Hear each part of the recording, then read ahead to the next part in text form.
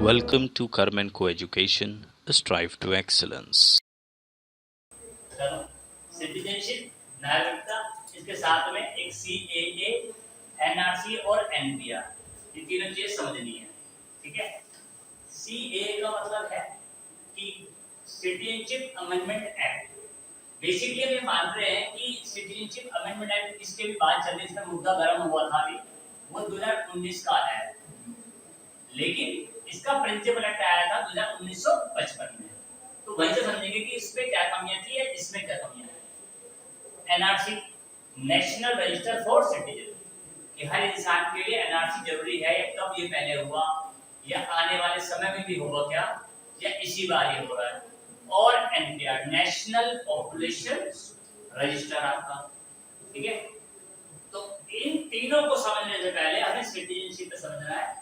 ये सिटीजनशिप यानी कि आपकी नागरिकता क्या है, एक नागरिक होता क्या है, और किस रूप में उसे नागरिक आप मान सकते हो, या कैसे उसकी नागरिकता आप छीन सकते हो।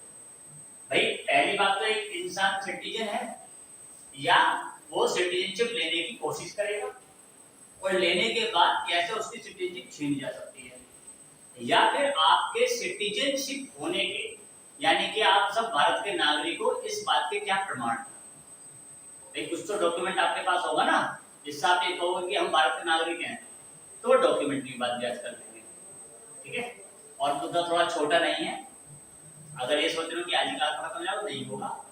कम से कम इस पूरे मुद्दे को, इन चारों शब्दों को समझने के लिए आपको 6 से 8 घंटे लगेंगे। 6 से 8 घंटे लगेंगे, तो धीरे से समझना, जहां ना समझ में आए दोबारा समझाऊंगा, लेकिन 6 से 8 घंटे का मुद्दा है। इसमें हम सारा हिस्सा कवर करने वाले हैं। ये बात समझो कि 1959 का जो पहला सेंसस हुआ था, वो भी देखेंगे हम। अगर किस 1950 का जो पहला सेंसस हुआ था, वो भी देखेंगे। इससे पहले यानी कि आजादी से पहले 1941 का जो सेंसस हुआ, वो भी देखेंगे। अब आजादी तो अब यहाँ तो आजाद हुए नहीं, लेकिन सेंसस तो हुआ ना, काउंटिंग तो हुई, तो इसका डेटा भी देखेंगे। फिर कुछ लोग इंडिया से पाकिस्तान चले गए, कुछ लोग पाकिस्तान से इंडिया में आए, उनको क्या सिटीजनशिप मिली। और एक डिबेट आपको न्यूज़ में सुनने को बहुत मिलती है कि हिंदू धर्म खतरे में है, और पाकिस्तानी लोग या फिर मुस्लिम लोग ज्यादा हो गए हैं, और पाकिस्तान में जाकर देखो वहां पे हिंदुओं की संख्या कम हो गई है, उन्हें मार दिया। और ये जो भी XYZ डिबेट होती हैं, उन सबके आंसर आप जब ये पूरा मुद्दा पढ़ लोगे, समझ लोगे, आपको ऑटोमेटिकली मिल जाएगा। ठीक है।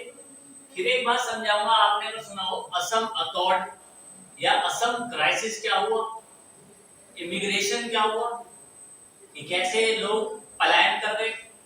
ठीक है। और एक आपने ये मूवी देखी हाल ही में, कश्मीर फाइल। ठीक है। चलो देखिए, उसके बारे में चर्चा सुनी होगी कि कश्मीर फाइल है। तो कश्मीर फाइल में जहां पीड़ित पंडितों का हिस्सा दिखाया गया है, वही जो मुस्लिमों के साथ हुआ असल में वो भी इसमें समझा। ठीक है। तब आप समझोगे कि हाँ, आपने पूरा मुद्दा ये समझ लिया, डिस्कस किया। तो पहले हम बात कर रहे हैं कि एक सिटीजन क्या होता। तो पहले हम बेसिक लेवल पे सिटीजन समझते हैं। तो सिटीजन बेसिकली है क्या, किसे आप सिटीजन कहोगे अपनी भाषा में? किसी पर्टिकुलर कंट्री के मेंबर को उसको राइट हो, उस कंट्री से जुड़े हुए। अच्छा, बात है कि राइट हो, यानी कि राइट टू हैव राइट। ठीक है। यहाँ हम कह सकते हैं बहुत सारे अधिकार होने का अधिकार आपके पास। वह अधिकार तो है, लेकिन बहुत सारे अधिकार होने का अधिकार जिसके पास होगा, वही सिटीजन होगा। सपोज हमारी कंट्री में कोई विदेशी आ जाए, तो जो अधिकार यहाँ देश के रहने वाले लोगों को मिलते हैं, क्या वो सारे विदेशी को मिलते हैं? नहीं मिलेंगे ना। तो इसलिए क्योंकि वो यहाँ पर है, तो यहाँ पे सिटीजन के तौर पर तो है, उसे कुछ अधिकार तो मिलेंगे यहाँ, लेकिन किस टाइप के अधिकार मिलेंगे उसमें डिफरेंशिएट है। ठीक है। तो आप ऐसे लिख सकते हो, राइट टू हैव राइट, बहुत सारे अधिकार होने का अधिकार, इस सिटीजनशिप कहलाता है। यानी कि अगर मोटे तौर पर देखो, रीजनिंग फॉर्मेट में आपको समझाऊं, तो ये ऐसे मान लो कि ये जो हो गए, ये हो गए आपके पब्लिक पीपल, जिसको आप मान सकते हो। और हर देश में पब्लिक यानी पीपल के होते हैं, और उनमें से कुछ लोग हो सकते हैं आपके सिटीजन। समझ में आई ये बात कि एक जो देश है वो कोई भी देश हो सकता है, उस देश के अंदर पब्लिक तो होगी होगी सारी, और पब्लिक के अंदर सिटीजन हो सकते हैं, वो उनकी मात्रा कम या ज्यादा हो सकती है। जैसे आप लोगों ने कई बार सुना होगा कि अमेरिका में ज्यादा विदेशी लोग रहते हैं, वहाँ चाइना के लोग हैं, वहाँ रशिया के लोग हैं, इंडिया के लोग बहुत ज्यादा है, गल्फ कंट्रीज हो गई। तो जब यहाँ के लोग वहाँ बहुत ज्यादा है तो वहाँ पे क्या है, पब्लिक तो वहाँ पे हुई, पब्लिक तो वहाँ पे हुई ना, तो पब्लिक के अंदर क्या वो सारी पब्लिक सिटीजन है? नहीं, तो पब्लिक के अंदर सिटीजन हो सकता है, ये ध्यान रखना है, ठीक है। पब्लिक के अंदर सिटीजन होता है। अब सिटीजन्स को राइट्स कैसे कैसे मिलते हैं और क्या क्या मिलते हैं, और हमारा जो इंडियन कॉन्स्टिट्यूशन है,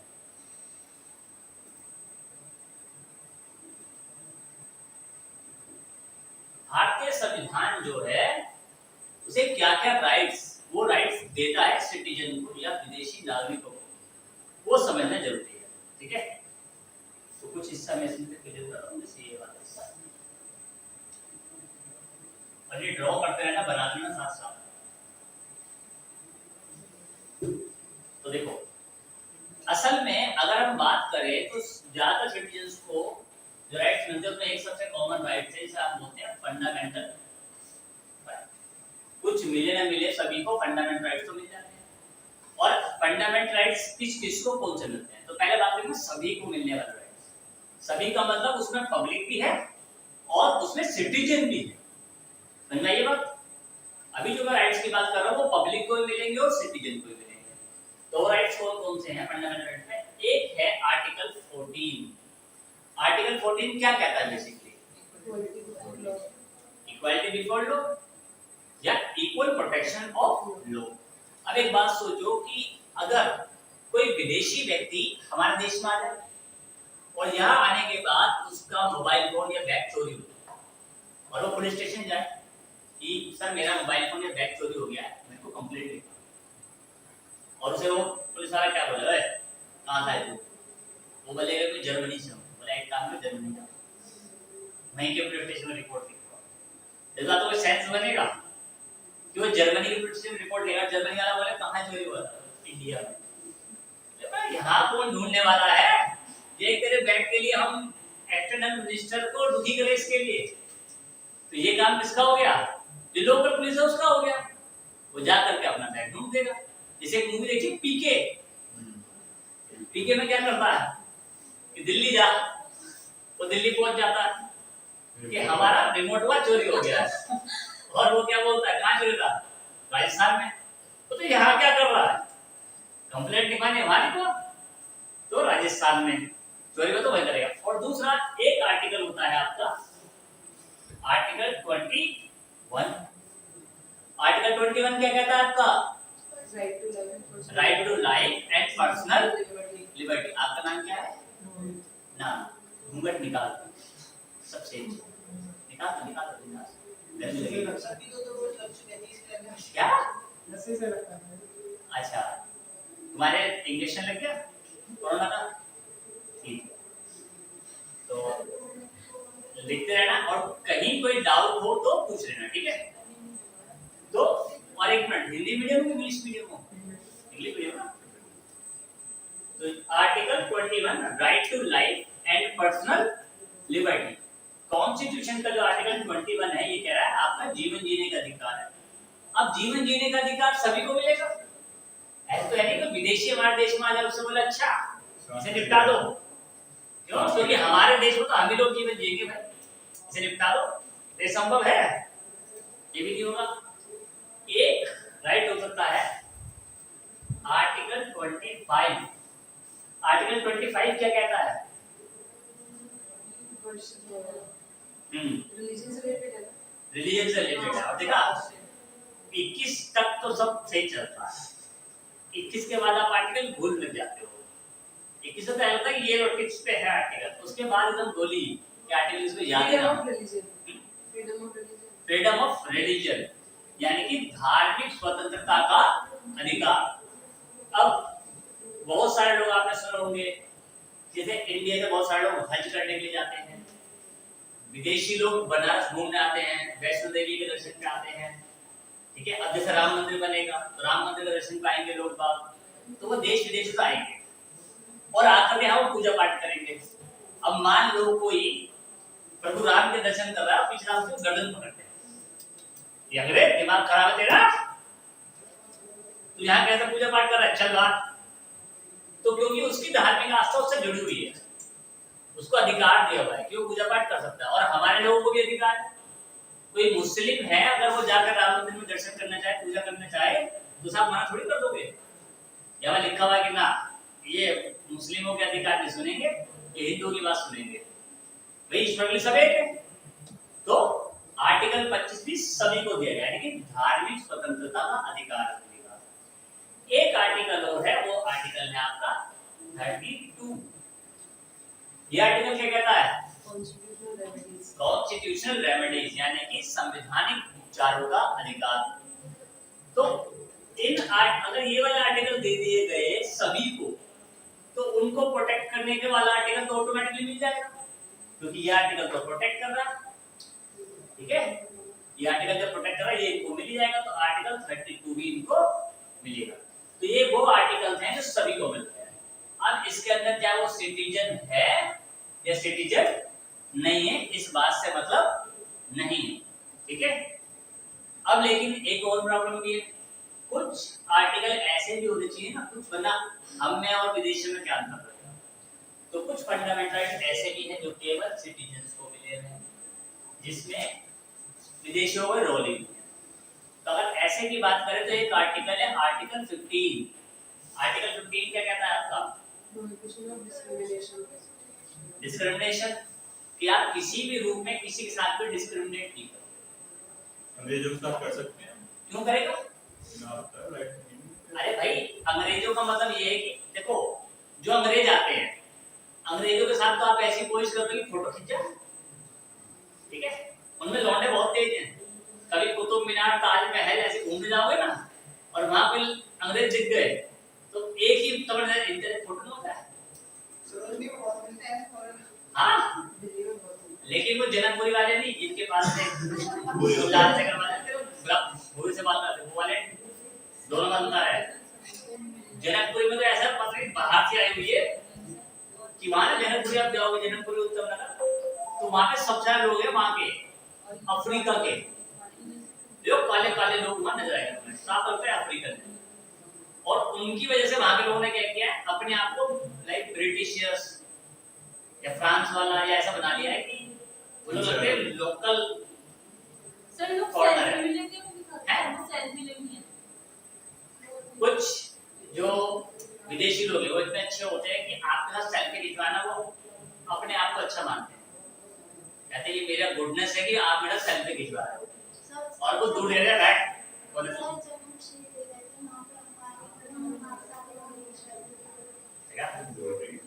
हमने भी एक बार खिंचवाई थी।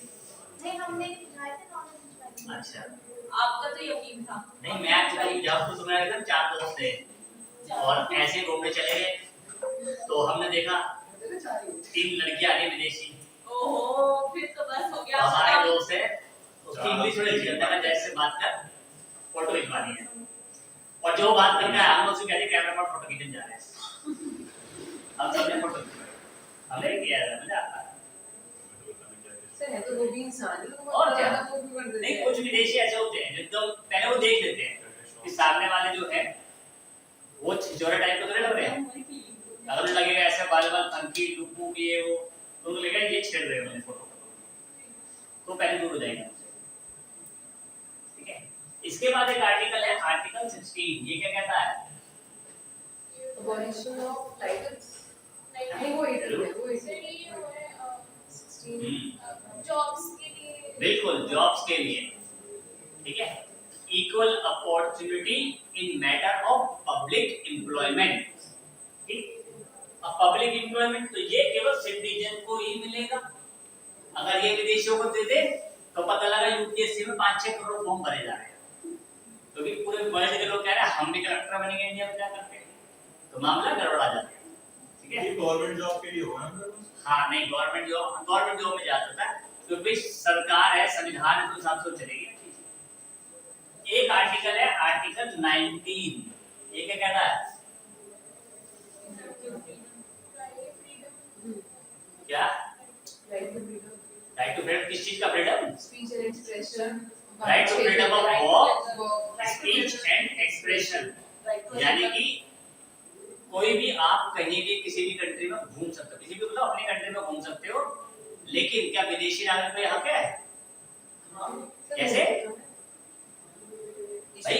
हमारे देश में विदेशी नागरिक आके घूमना जाएगा, उसे वीजा की परमिशन नहीं चाहिए, और जैसे उसका वीजा खत्म हो तो भगाने देंगे। मान लो हमारा तुम हो यहाँ से उत्तर प्रदेश में बैठे हो, तुम्हारा मन करे गोवा घूमने जाना है, और जैसे गोवा पहुंचो और पुलिस वाला डंडा लेकर आओ, कहां से उत्तर प्रदेश से, अलाउड ही नहीं है तो वीजा देखा गोवा घूमने का। तो सर ऐसे थोड़ा ना होता है। नहीं होता ना। इसको ट्राइबल एरियाज में भी नहीं जा सकते ना, हाँ, क्योंकि वहां की परमिशन चाहिए। कुछ एरिया गड़बड़ हो गया ना। नहीं, देखो एक बात सोचो, आर्टिकल 19 अपने आप में कहता है कि जो एरिया कानूनी रूप से प्रोहिबिट किया गया है, ठीक है, बंद किया गया, उसमें आप नहीं सकते। तो हमारे जैसे लिए आप क्या है? हैं? क्योंकि वो हमें मार सकते हैं, सभी के लिए किया, मतलब परमिशन के साथ जाओ। परमिशन इसी जैसा की है। किसी गवर्नमेंट ऑफिस में भी जाते हो तो वहाँ बहुत सारी जगह लिखा होगा, मेट्रो में जाते हो तो लिखा होगा यहाँ पर एंट्री आपकी अलाउड नहीं है, या फिर विदाउट परमिशन आप एंट्री नहीं कर सकते। तो कई चीजें हैं, वो लॉज है, वो बाय ऑर्डर चलता है, ठीक है। और एक आर्टिकल है आपका 29 और 30, आर्टिकल 29 और आर्टिकल 30, ये दो आर्टिकल ये किसके लिए कहते हैं?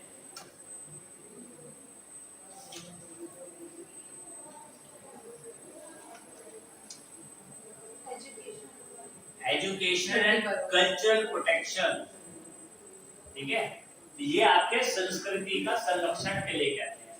तो जो विदेशी नागरिक है, चाहे वो 10 दिन के लिए यहाँ पर आया, और 10 दिन के लिए यहाँ पर आया तो उसे अपनी भाषा का, ठीक है, अपने कल्चर का प्रोटेक्शन करने का अधिकार है, इसमें कोई मना नहीं कर सकता, ठीक है। तो ये आर्टिकल 16 को मिलेंगे और ये सभी को मिलेंगे। ये बात क्लियर हुई? 29 और 30 दोनों एक ही टाइप की बात करते हैं। अब देखो असल में होता क्या है कि जो सिटीजन होते हैं एक प्रकार से, ऐसे मान के चलो, एक बॉक्स बना के समझा रहा हूं।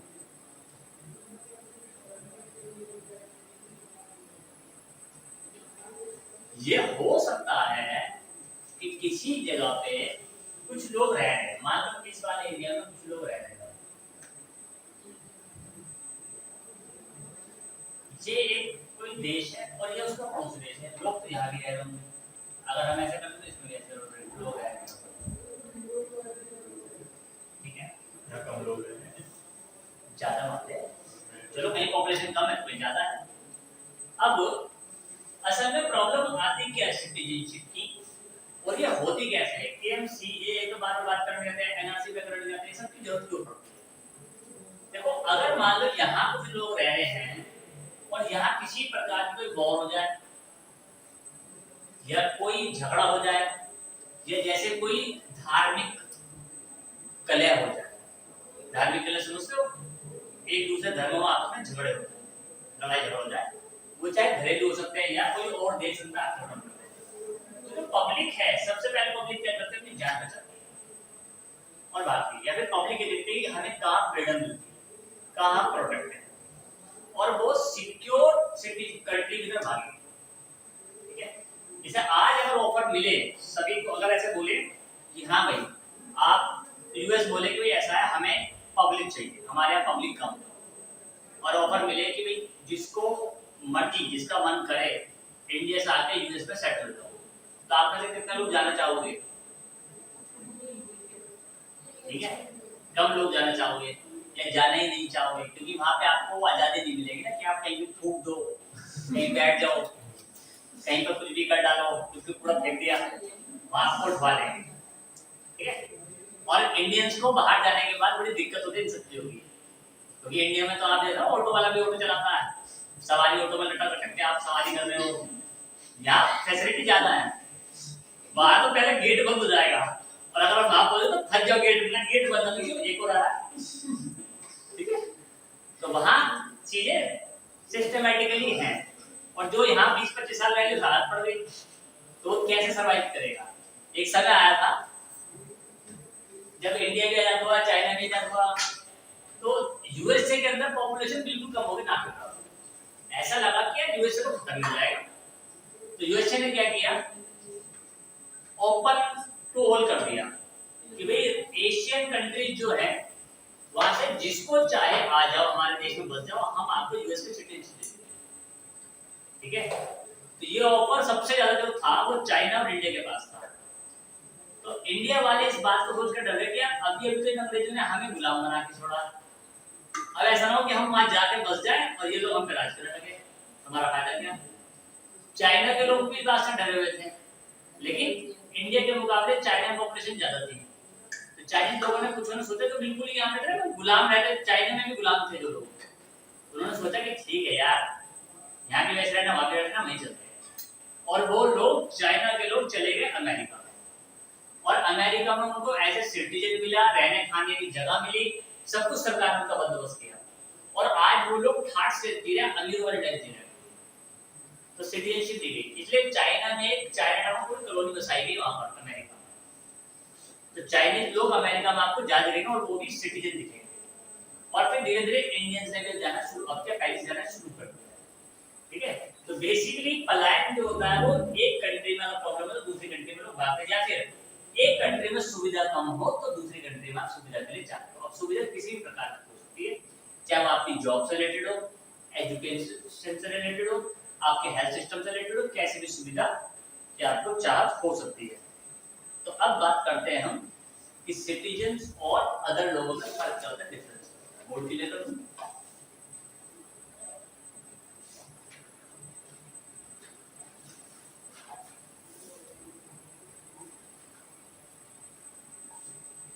और जिसको समझ में ना आए प्लीज पूछ लेना,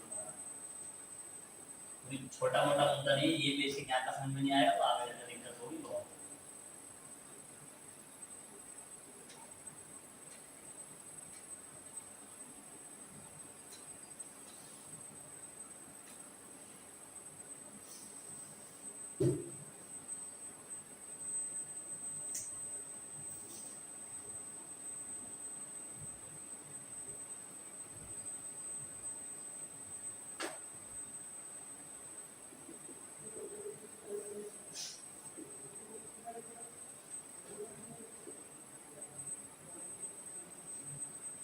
अब सिटीजन और अदर से हम थोड़ा सा डिफरेंस देखते हैं कि होते कैसे हैं। सबसे पहले तो एक काम करते हैं, एक समझते हैं एकदम रिलेशन सिटीजन यानी कि नागरिक क्या चीज है, एक नागरिक है क्या चीज। दूसरा अगला टर्म इसमें होगा एलियन। एलियन जानते हो एलियन क्या होता है? क्या होता है एलियन? एलियन बेसिकली विदेशी लोगों को एलियन बोलते हैं। ठीक है, कभी अगर शब्द आ जाए एग्जाम में लिखा हुआ एलियन तो ये मतलब ना मंगल ग्रह के आदमी की बात कर रहे हैं। तो उसमें एलियन पूछ सकते हाँ, हैं।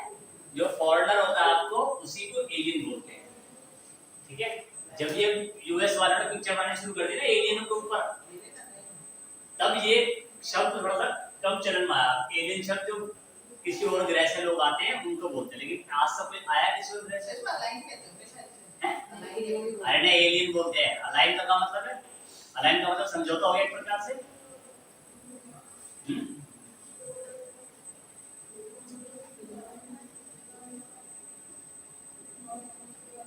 तो एलियन को या फॉरेनर भी बोलते हो कि फॉरेनर। वो भी ऐसा लगेगा, अरे क्या बोल लिया मुझे। ठीक है, और एक इसको बोलते हैं स्टेटलेस। चेयर ले लो, ये ले लो। स्टेटलेस यानी कि राज्य विहीन व्यक्ति, जिसकी नागरिकता उसे खो गई है ही नहीं, उसे बोलते राज्य विहीन, स्टेटलेस।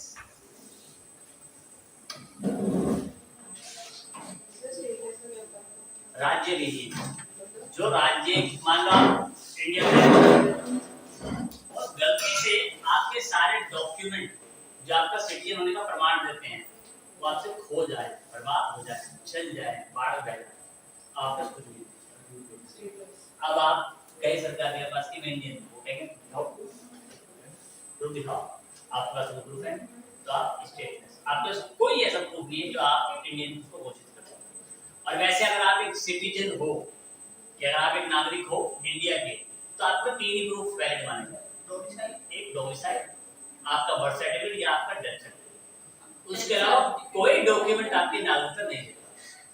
कुछ लोग होते हैं आधार कार्ड दिखा दो, Aadhaar card, passport, PAN card, driving licence, ये कोई आपका सिटीजनशिप प्रूफ का डॉक्यूमेंट नहीं है। ये ध्यान रख लेना, क्वेश्चन आ सकता है भविष्य में, इंटरव्यू में पूछ सकता है। सिटीजनशिप के लिए 3 डॉक्यूमेंट होते हैं, एक आपका बर्थ सर्टिफिकेट, दूसरा आपका डोमिसाइल और तीसरा आपका डेथ सर्टिफिकेट। डोमिसाइल क्या होता है? मूल निवास प्रमाण पत्र। जिस एरिया में आप रहते हो, जैसे आप कहाँ रह रहे हो अभी, मतलब आप बुलंदशहर के हो ना जी। अब अगर आप बुलंदशहर में रह रहे हो तो बुलंदशहर का जो डिस्ट्रिक्ट कलेक्टर होगा वो आपको प्रूफ देगा। आप उसके बाद अप्लाई करो कि भाई मैं इस क्षेत्र का निवासी हूँ, कहेगा प्रमाण दो कोई भी एक, आप अपना राशन कार्ड, वोटर आईडी सब लगाओगे तो वो आपको वहां रहने का प्रमाण देगा जो 5 साल तक वैलिड होता है केवल, उसे रिन्यू कराना। ठीक है, क्योंकि ऐसा माना गया है कि इंसान अपनी जरूरत के लिए 5 साल में यहाँ से वहां हो सकता है। तो अगर आप वहां से हट के किसी और राज्य में या किसी और जिले में चले तो फिर आपको वहां का प्रमाण पत्र दोबारा बनवा लो, लेकिन इतना आसान नहीं तो बनवाना। ठीक है, आसानी है बनवाना। हाँ? वैसे तो 100 रुपए लगते हैं बनवाने में, ज्यादा नहीं। अगर आप लीगल तरीके से चलो तो आसान नहीं है, और इलीगल तरीके से चलो तो 24 घंटे भी लगे झूम आ जाता। ठीक है, तो बेसिकली सिटीजन जो है ये तो आपको पता चलेगा, हमने इसके बारे में बात कर ली। जो असली चीज समझनी है वो समझनी है आपकी एलियन यानी कि फॉरेनर, विदेशी। कि विदेशी क्या होते हैं ये आपका समझने वाले हैं, इसको समझेंगे। और विदेशी को भी हम लोग 3 कैटेगरी में डिवाइड करते हैं। इसमें एक कैटेगरी आप कैसे मान लो, इसे बोलते हैं हम लीगल फॉरेनर, लीगली फॉरेनर लोग।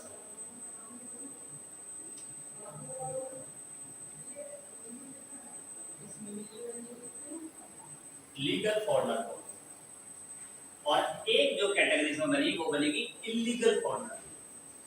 लीगल है तो भैया इलीगल भी होगा कुछ ना कुछ।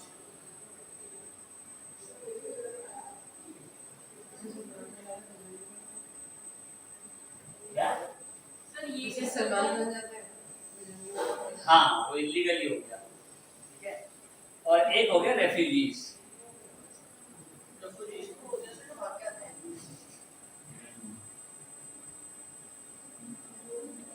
रेफ्यूजी यानी कि शरणार्थी या शरण प्रार्थी, हिंदी में इसको शरणार्थी और शरण प्रार्थी बोलते हैं। दूसरी सबसे ज्यादा यहाँ पे दिल्ली में ये नहीं है, सीओपी बॉर्डर तो एक एक करके तीनों को देखना शुरू करते हैं कि लीगल फॉरेनर कैसे होता है। लीगल फॉरेनर का जो सबसे इम्पोर्टेंट टर्म होता है उसे हम बोलते हैं वीजा होल्डर। ठीक है, वो वीजा लेकर के आएगा, उसके बाद में वीजा होना चाहिए तो वो लीगली आता है। ठीक, अब देखो वीजा का मतलब क्या है। एक प्रकार से जैसे कि कोई नागरिक है, वो कहीं भी जाना चाहता है, पूरे वर्ल्ड में कहीं भी वो घूमे किसी भी काम के, तो उसे उस देश में जाने से पहले उस देश की परमिशन चाहिए, और उसी परमिशन को आप बोल रहे हो वीजा। ठीक है, कि हाँ भाई आप परमिट कर रहे हो कि आप हमारे देश में इतने समय तक के लिए आ सकते हो, रह सकते हो, घूम सकते हो। वीजा लेने के लिए पहले उस वाली कंट्री में पूछना पड़ता है कि मैं वहां का परमिशन मतलब आप एम्बेसी में आके अप्लाई तो करोगे ना, वीजा कहते हैं वीजा के लिए अप्लाई किया हुआ है। हाँ। और वीजा जब आप अप्लाई करोगे, आप इंडियन सिटीजन हो, तो जो इंडियन एम्बेसी है उससे भी तो आपके वो रिकॉर्ड वेरीफाई करेंगे कि भाई आपका ये सिटीजन तो है भी कि नहीं है, पहले तो ये बताओ। तो आपको सिटीजनशिप का प्रूफ देंगे उनको आपसे लेकर के कि हाँ है, फिर आपकी पुलिस वेरिफिकेशन करवा लेंगे, वो सारी चीज देखेंगे कि आपने भी बम तो लगा रहा था, आपको केस वेस सुनिए। अब मान लो यहाँ से बोलते हैं हाँ जी हाँ इन्हें 2 बम लगाए थे, हम दूसरों के बाप ले लो, और वो क्या हाँ जी कोई नहीं हम 3 लगाएंगे भेज दो, तो यह थोड़ी जाएगा। क्यों अपने आप में बंगला लगाना चाहेगा? वीजा के बाद एक हिस्सा होता है जहाँ आप बोलते हो वर्क परमिट।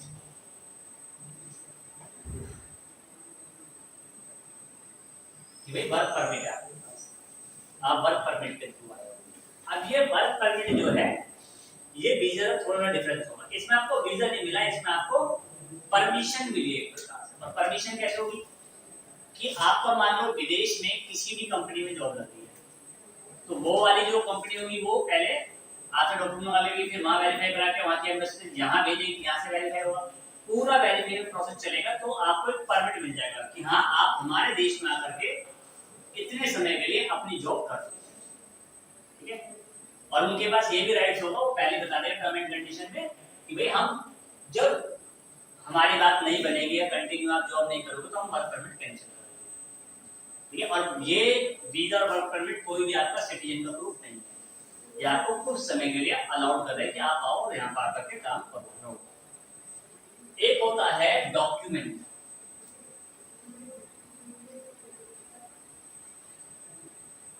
डॉक्यूमेंट, अरे डॉक्यूमेंट कैसे होता है?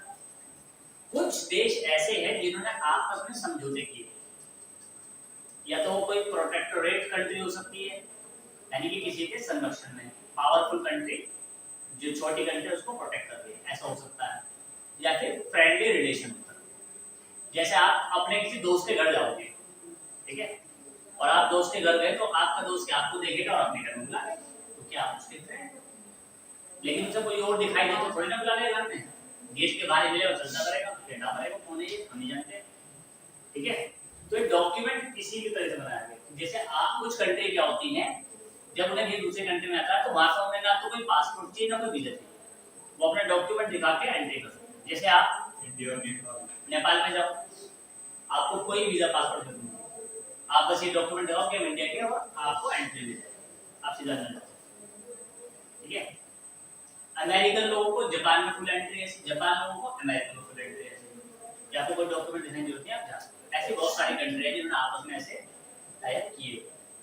ठीक है, इसके बाद एक टर्म बनता है आपका ओसीसी, पीछे दिखाई दे रहा है लिखा हुआ बोर्ड पे, ओसीसी यानी कि overseas citizen of India card holder. इसमें भी है ओडीएफ में करो, ओडीएफ भी मुझे लग रहा है ये भी ना दिख रहे होंगे, इसमें स्टेटलेस और इंफ्लुएंस लिखे होंगे। आप दिख रहा है ओसीसी दिख रहा है, वो दिख रहा था पहले भी। दिख रहा है, सारा बोर्ड पूरा लिया हुआ है, हाँ दिख रहा है। सब दिख रहा है। अब ओसीसी आप दिख रहा है, पेरेंट दिख रहा है। नहीं नहीं दिख रहा हाँ, तो ओसीसी आपका हो गया, यानी कि ओवरसीज सिटीजन ऑफ इंडिया।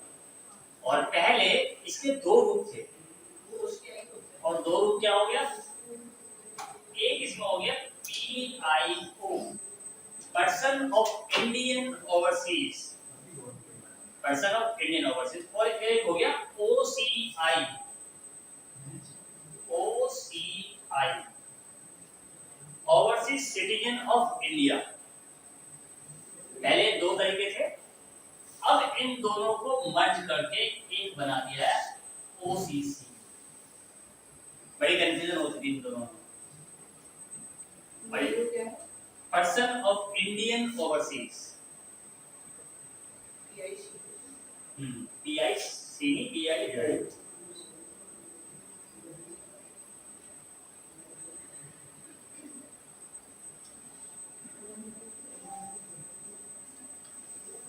और देखो इसमें एक ध्यान रखो, जैसे वीजा जो है, वीजा दो टाइप का होता है, एक होता है लॉन्ग टर्म और एक होता है शॉर्ट टर्म।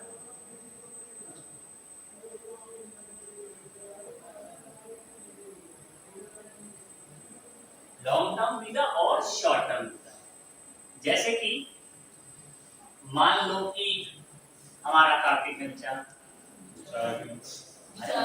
ठीक है बेचारा नहीं, बस हम लोग को चाहे खा लो, और ये यहाँ से फ्रांस गया घूमने के लिए, और वहां जाकर के वहां की गोरी में नीचे से क्या, ठीक है, और कार्तिक तो हवा पर है, उड़ रहा है, तो जैसे गोरी मैम से प्यार हो गया, प्रीटी गर्ल से प्यार होगा। जो भी है, गोरी मैम प्रीटी की हो सकती है भाई, मना थोड़ी कर रहे हैं, थोड़ी ना खूंखारी हो, ठीक है, प्रीटी हो सकती है, वो क्यूट हो सकती है, वो जैसे प्यार हो गया। अब इसने क्या किया, शादी कर ली। अब शादी करने के बाद ये वहां का बन गया दामाद, ठीक है। और देखो कुछ भी हो, कैसे भी हो, ससुराल में दामाद को थोड़ी बहुत इज्जत मिलेगी, इज्जत बहुत मिलेगी। अब ये वहां का दामाद बन गया, तो इसे वीजा की जरूरत तो है नहीं तरफ से, क्योंकि ये दामाद। लेकिन अब इसके पास कंडीशन है, मान लो इसने अपनी वाइफ को कहा भाई काम करते हैं, इंडिया चलते हैं। इसकी वाइफ कह रही ना मैं इंडिया ना जाऊं, तुम्हें यहीं रहना पड़ेगा मेरे साथ। इसने कहा एक काम करते हैं, पहले यहाँ रह के देखते हैं, फिर वहाँ रह के देखते हैं, या फिर बात नहीं बनी। 3-4 कंडीशन बता रहा हूँ, ऐसा हो सकता है कि मान लो पहली कंडीशन ये भी कार्तिक ने कहा कि भाई मैं यहाँ रहकर देखता हूँ, ट्राई करता हूँ, लेकिन मैं बार बार अपना इंडिया भी जाऊंगा, मेरे घर वाले वहाँ पर तो उसे मिलूंगा। और कार्तिक महीने में एक बार इंडिया, फिर वहाँ पहुँच जा, फिर पहुँच जावे, और एक धमाधम वीजा अप्लाई कर जाना। तो वो लोग हो गए सब दुखी। जैसे ही कहावत कहते हैं ना कि अगर दामाद ससुराल में जाए तो उसकी इज्जत कम, कहते हैं क्या जब वो मुंह खाए चला, अगर उसकी इज्जत कम हो जाए तो फिर उसे पहले जब पहली बार दामाद जाएगा उसका खूब स्वागत हो, खूब आवभगत होगी उसकी। लेकिन वो दूसरी बार चला जाए तो फिर ठीक है, चलो दामाद जी आए। तीसरी बार जाए तो ठीक है, अब की बार चाय पानी बिस्कुट तक खिला देंगे। और चौथी बार हो जाए ना फिर लगेगा पानी मिला भला, और 5 बार फिर क्या हुआ उसका कोई है ही नहीं घर पे, जा मत निकलो, पहले इंस्ट्रक्शन है। और 6ठी बार फोन खाने पर कि आदमी का रोज का हो गया ये नहीं सुनने वाला, ठीक है। तो जो देश है उसके दामाद आपको भी ऐसी रहेंगे, तो वो क्या बोलेगा, वो आपका कंडीशन है। क्योंकि देखो ऐसा आपका एक बार बार हमसे अप्रूवल मांगना हमें अच्छे नहीं। आप एक काम करो, एक हम आपको लॉन्ग टर्म वीजा दे दें, ठीक है। आप 10 साल के लिए ले लो या 15 साल के लिए ले लो, आप जब मर्जी आओ जब मर्जी जाओ, हमें मतलब, लेकिन बार बार हमसे रिक्वेस्ट ना करो, ठीक है। एक कंडीशन होती है, क्यों कहे कि काम करो, अब आप यहाँ रह रहे हो तो यहाँ की सिटीजनशिप ले लो, तुरंत अप्लाई करो, तुरंत आपको सिटीजनशिप मिल जाएगी मैरिज के लिए। आप सेम कंडीशन आपकी वाइफ के लिए भी होगी अप्लाई। जैसे मान लो आप कहो अपनी वाइफ को तो इंडिया, वो इंडिया आए और वो भी वापस आना जाना करे, तो कहते हैं ना कि बहू ससुराल में ज्यादा है तो अच्छा है, जो बहुत ज्यादा मायके आके वो भी बिगड़ी हुई है, वो ठीक ठाक नहीं है, उसके चलन ठीक नहीं है, और लड़ाई करेगी रोज।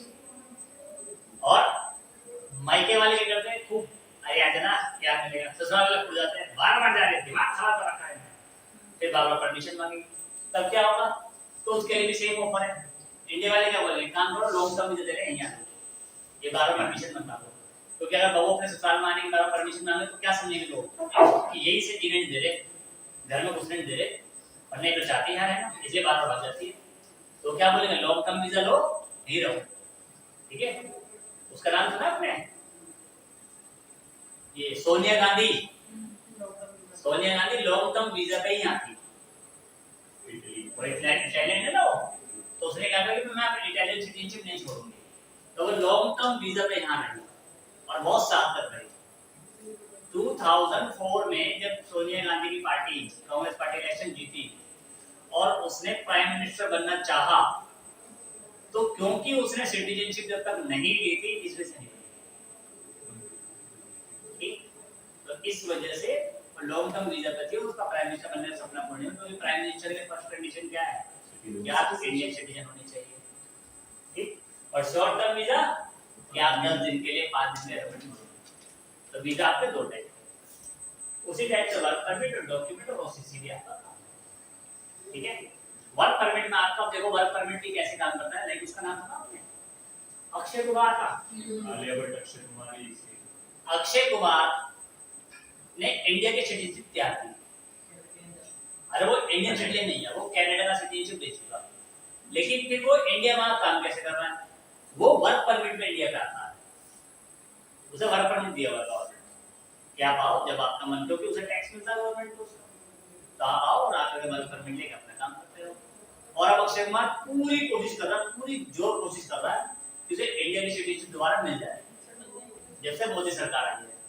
और आप देखना उसके 2014 के बाद के 15 के बाद के सारे स्टेटमेंट, सारी फिल्में आप देखोगे ना, बिना वजह की देशभक्ति, ठीक है, सरकारें, और क्या नाम है ये, हिंदू धर्म को बढ़ावा, यही सब उसकी मूवी में आपको देखने को मिलेगा। कोशिश क्यों कर रहा है? ऐसे नहीं मिल सकती। नहीं मिल सकती भाई, आपने अपनी मर्जी से इंडिया की सिटीजनशिप त्याग की और आप त्याग के गए हो, यानी आपने कनाडा की एक्सेप्ट कर लिया। हमारे देश में कितने महान लोग रहे, कमल हसैन को जानते हो? कमल हसैन, उसने तो खुद कहा था कि अगर दुखी करोगे तो कर लो, मैं सिटीजनशिप त्यागूंगा नहीं। उसे लोगों ने ट्राई किया, निकल जाए, नहीं गया छोड़ करके। आमिर खान ने तो इतना कहा केवल कि मेरी वाइफ को डल्लाबाड़ इंडिया में रहने के लिए, इस बात पे उसका फैसला कर दिया लोगों ने। और एक इंसान जो देश छोड़ के चला गया, सिटीजनशिप क्या थी, वो देशभक्ति का प्रमाण बांटता सबको कि हम भारतीय हैं। तुम क्या भारतीय हो गई? क्या अब्दुल कलाम नहीं थे? बहुत अच्छे अच्छे लोग हमारे देश में रहे हैं जिन्होंने एक्सेप्ट नहीं की विदेश की नागरिकता, ठीक है। तो उस वर्क पे वो वर्क परमिट पे इंडिया में रह काम करता है, ठीक। अभी यहाँ से कोई दिक्कत है इस हिस्से तो बताओ, या कोई चीज समझो, क्लियर हुआ सारी चीजें? अब बात करते हैं इलीगल फॉरेनर। क्लियर है बेटा सारी चीजें? ठीक है, इलीगल फॉरेनर क्या होता है? यानी अरे हमें बोला बेटा, पता नहीं क्या बोलते हैं। केवल सर बोलते हैं ना, बस चले तो मार दें, वो तो बच्चा बोलते हैं, सबको ही बोलते हैं। बोलते हैं ना, आप एक से सुन लो। आप लोग बोलते हैं। नहीं, मैं बिगड़ा हुआ आदमी, मैं शरीफ आदमी। उनको कैसे बोले बोलते मोरा हैं? बोलते हैं। हैं? अरे आदमी को बेचारा 16 साल का तो है, तो क्या बोलूं? तो मैं भी हम भी 18 बच्चे ही हैं। मैं 17.5 का हूँ। तेरे को देख के लगता है 28 से कम नहीं है। ये भी छोटा है, वो भी छोटा है ना? ठीक है, तो कभी नहीं बोला। क्यों? वो मैं अपना छोटा भाई मानता हूँ। देखो छोटा भाई, कुछ ज्यादा छोटा नहीं, आपका छोटा भाई। क्या हो गया तो? मुझे दिक्कत नहीं, उसे दिक्कत है, तुम्हें क्या दिक्कत है? बड़े आ गए? हाँ बिल्कुल। हो गया डिबेट? हाँ। ये कुछ और कहना है तो कह लो। आगे करो बेटा। जी दादी हुआ। हाँ तो इलीगल फॉरेनर यानी कि अवैध प्रवासी या अवैध विदेशी किसे कहते हैं? तो जिसके पास सबसे पहली बात कोई डॉक्यूमेंट ना हो, कोई भी डॉक्यूमेंट नहीं होगा तो वो इलीगल फॉरेनर कहलाता है। दूसरी बात, डॉक्यूमेंट का टाइम खत्म हो गया,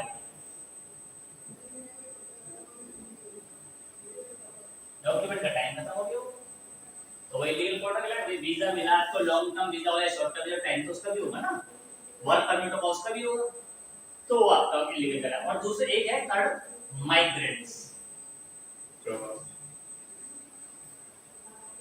प्रवासी जो लोग हैं उनको आप कह सकते हो ये इलीगल फॉरेनर्स होते हैं सारे।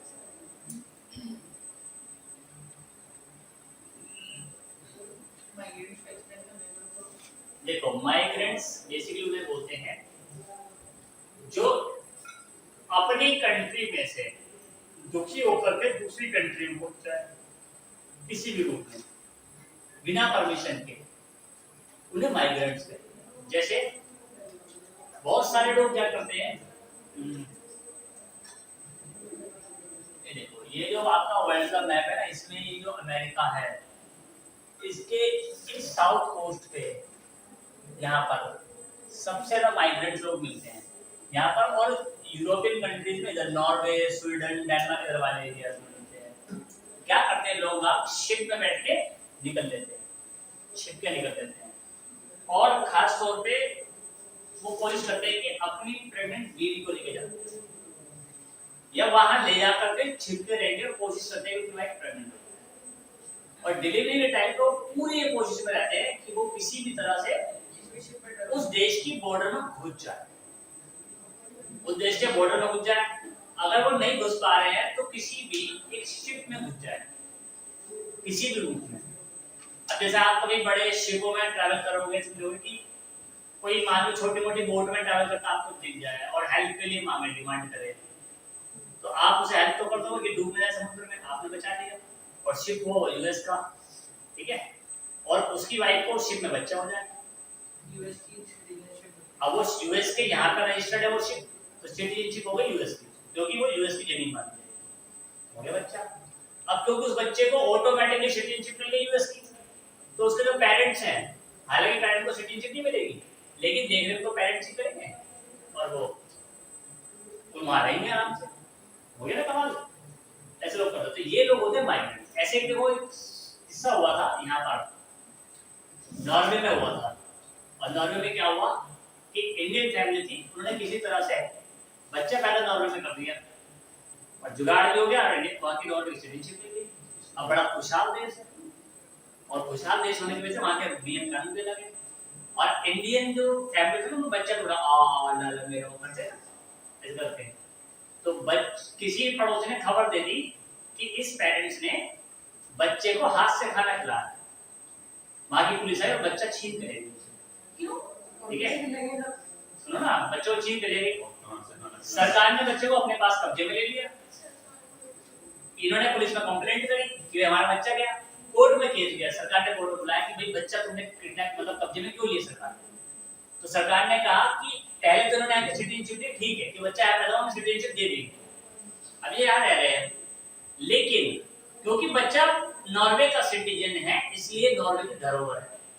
और इन गधों ने बच्चे को अपने हाथ से खाना खिला दिया।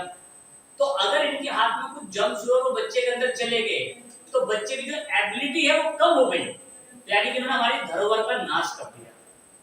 ठीक है, और हम ये कतई बर्दाश्त नहीं कर सकते। अगर बच्चे को खाना खिलाओगे तो चांदी की प्लेट में चांदी की चम्मच से खिलाओगे, क्योंकि चांदी एंटीबायोटिक होती है बहुत अच्छी। ठीक है, और वो लाख नाक रगड़ते रह गए, लेकिन नॉर्वे की जो गवर्नमेंट है उन्होंने बच्चा हैंडओवर नहीं किया। उन्होंने कहा कि आप बच्चे से कभी भी जाकर मिल सकते हो, मना नहीं कर रहे, लेकिन लोग कुछ खिलाओगे नहीं, कुछ पिलाओगे नहीं।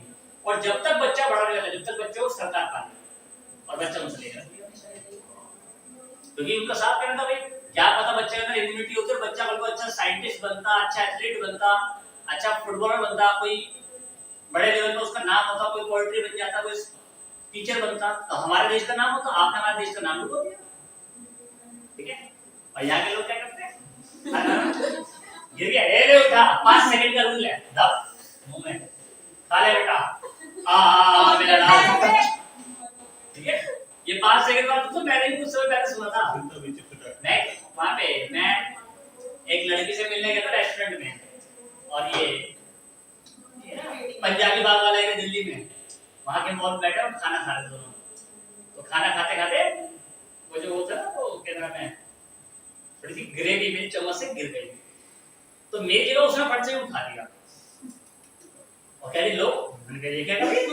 कहते हैं वो 5 सेकंड का रूल होता है कि 5 सेकंड तक जंप्स नहीं लगेंगे। मैंने कहा भाई वाह, मैंने कहा 5 सेकंड तक जंप्स लगेंगे मतलब? मैंने कहा मतलब ये खाना नीचे गिरा टेबल पे और कीटाणु भाग के आ रहे हैं कि वाह दावत है, ये वेट करेंगे 5 सेकंड। ठीक है, और आपने उठा लिया, मतलब उनको लगा शाही पनीर मिलेगा, फिर छीन लिया, फिर डायरेक्ट तुझसे मेरी 2 वक्त की खुशी बर्दाश्त नहीं हुई, 2 सेकंड की उठा लिया। शाही पनीर अब तो बारगेट उठा पाएंगे, गिफ्ट स्टार्टर की है, शाही पनीर गिर गया, मैं गिरा हुआ कुछ ना खाऊं।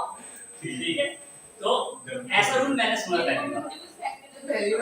हाँ, और भाई साहब वो एक खतरनाक सी लड़की थी, जब खाना खा लेना तो मेरी एक आदत है कि मैं जब तक रोटी खाऊंगा तब तक मैं सब्जी खाऊंगा, और जहाँ रोटी खत्म सब्जी के एक में छोड़ देता हूँ। तो मेरे को बोलती है अंकित चुपचाप खाना खत्म करो। तो मुझे लगा जी मम्मी।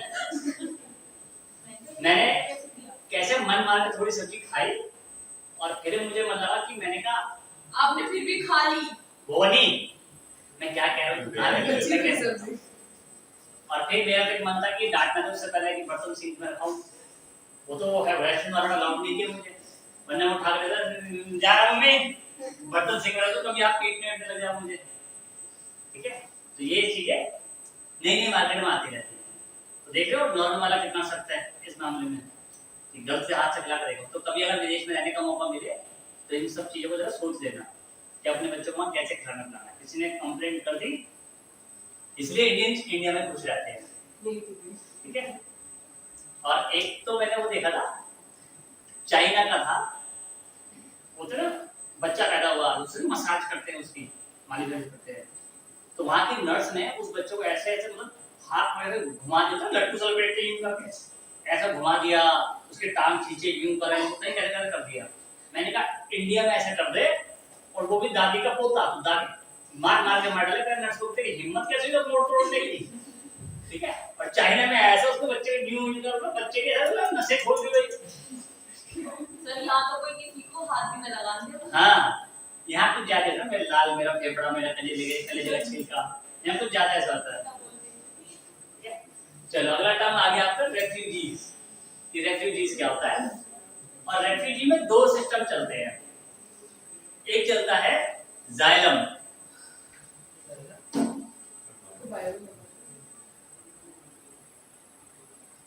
asylum, असाइलम बोल दो, मैं तो जाइलम, असाइलम तो बोल, बायो का वर्ड ठीक है, असाइलम बोल दो भाई, मैंने तो जाइलम सुना।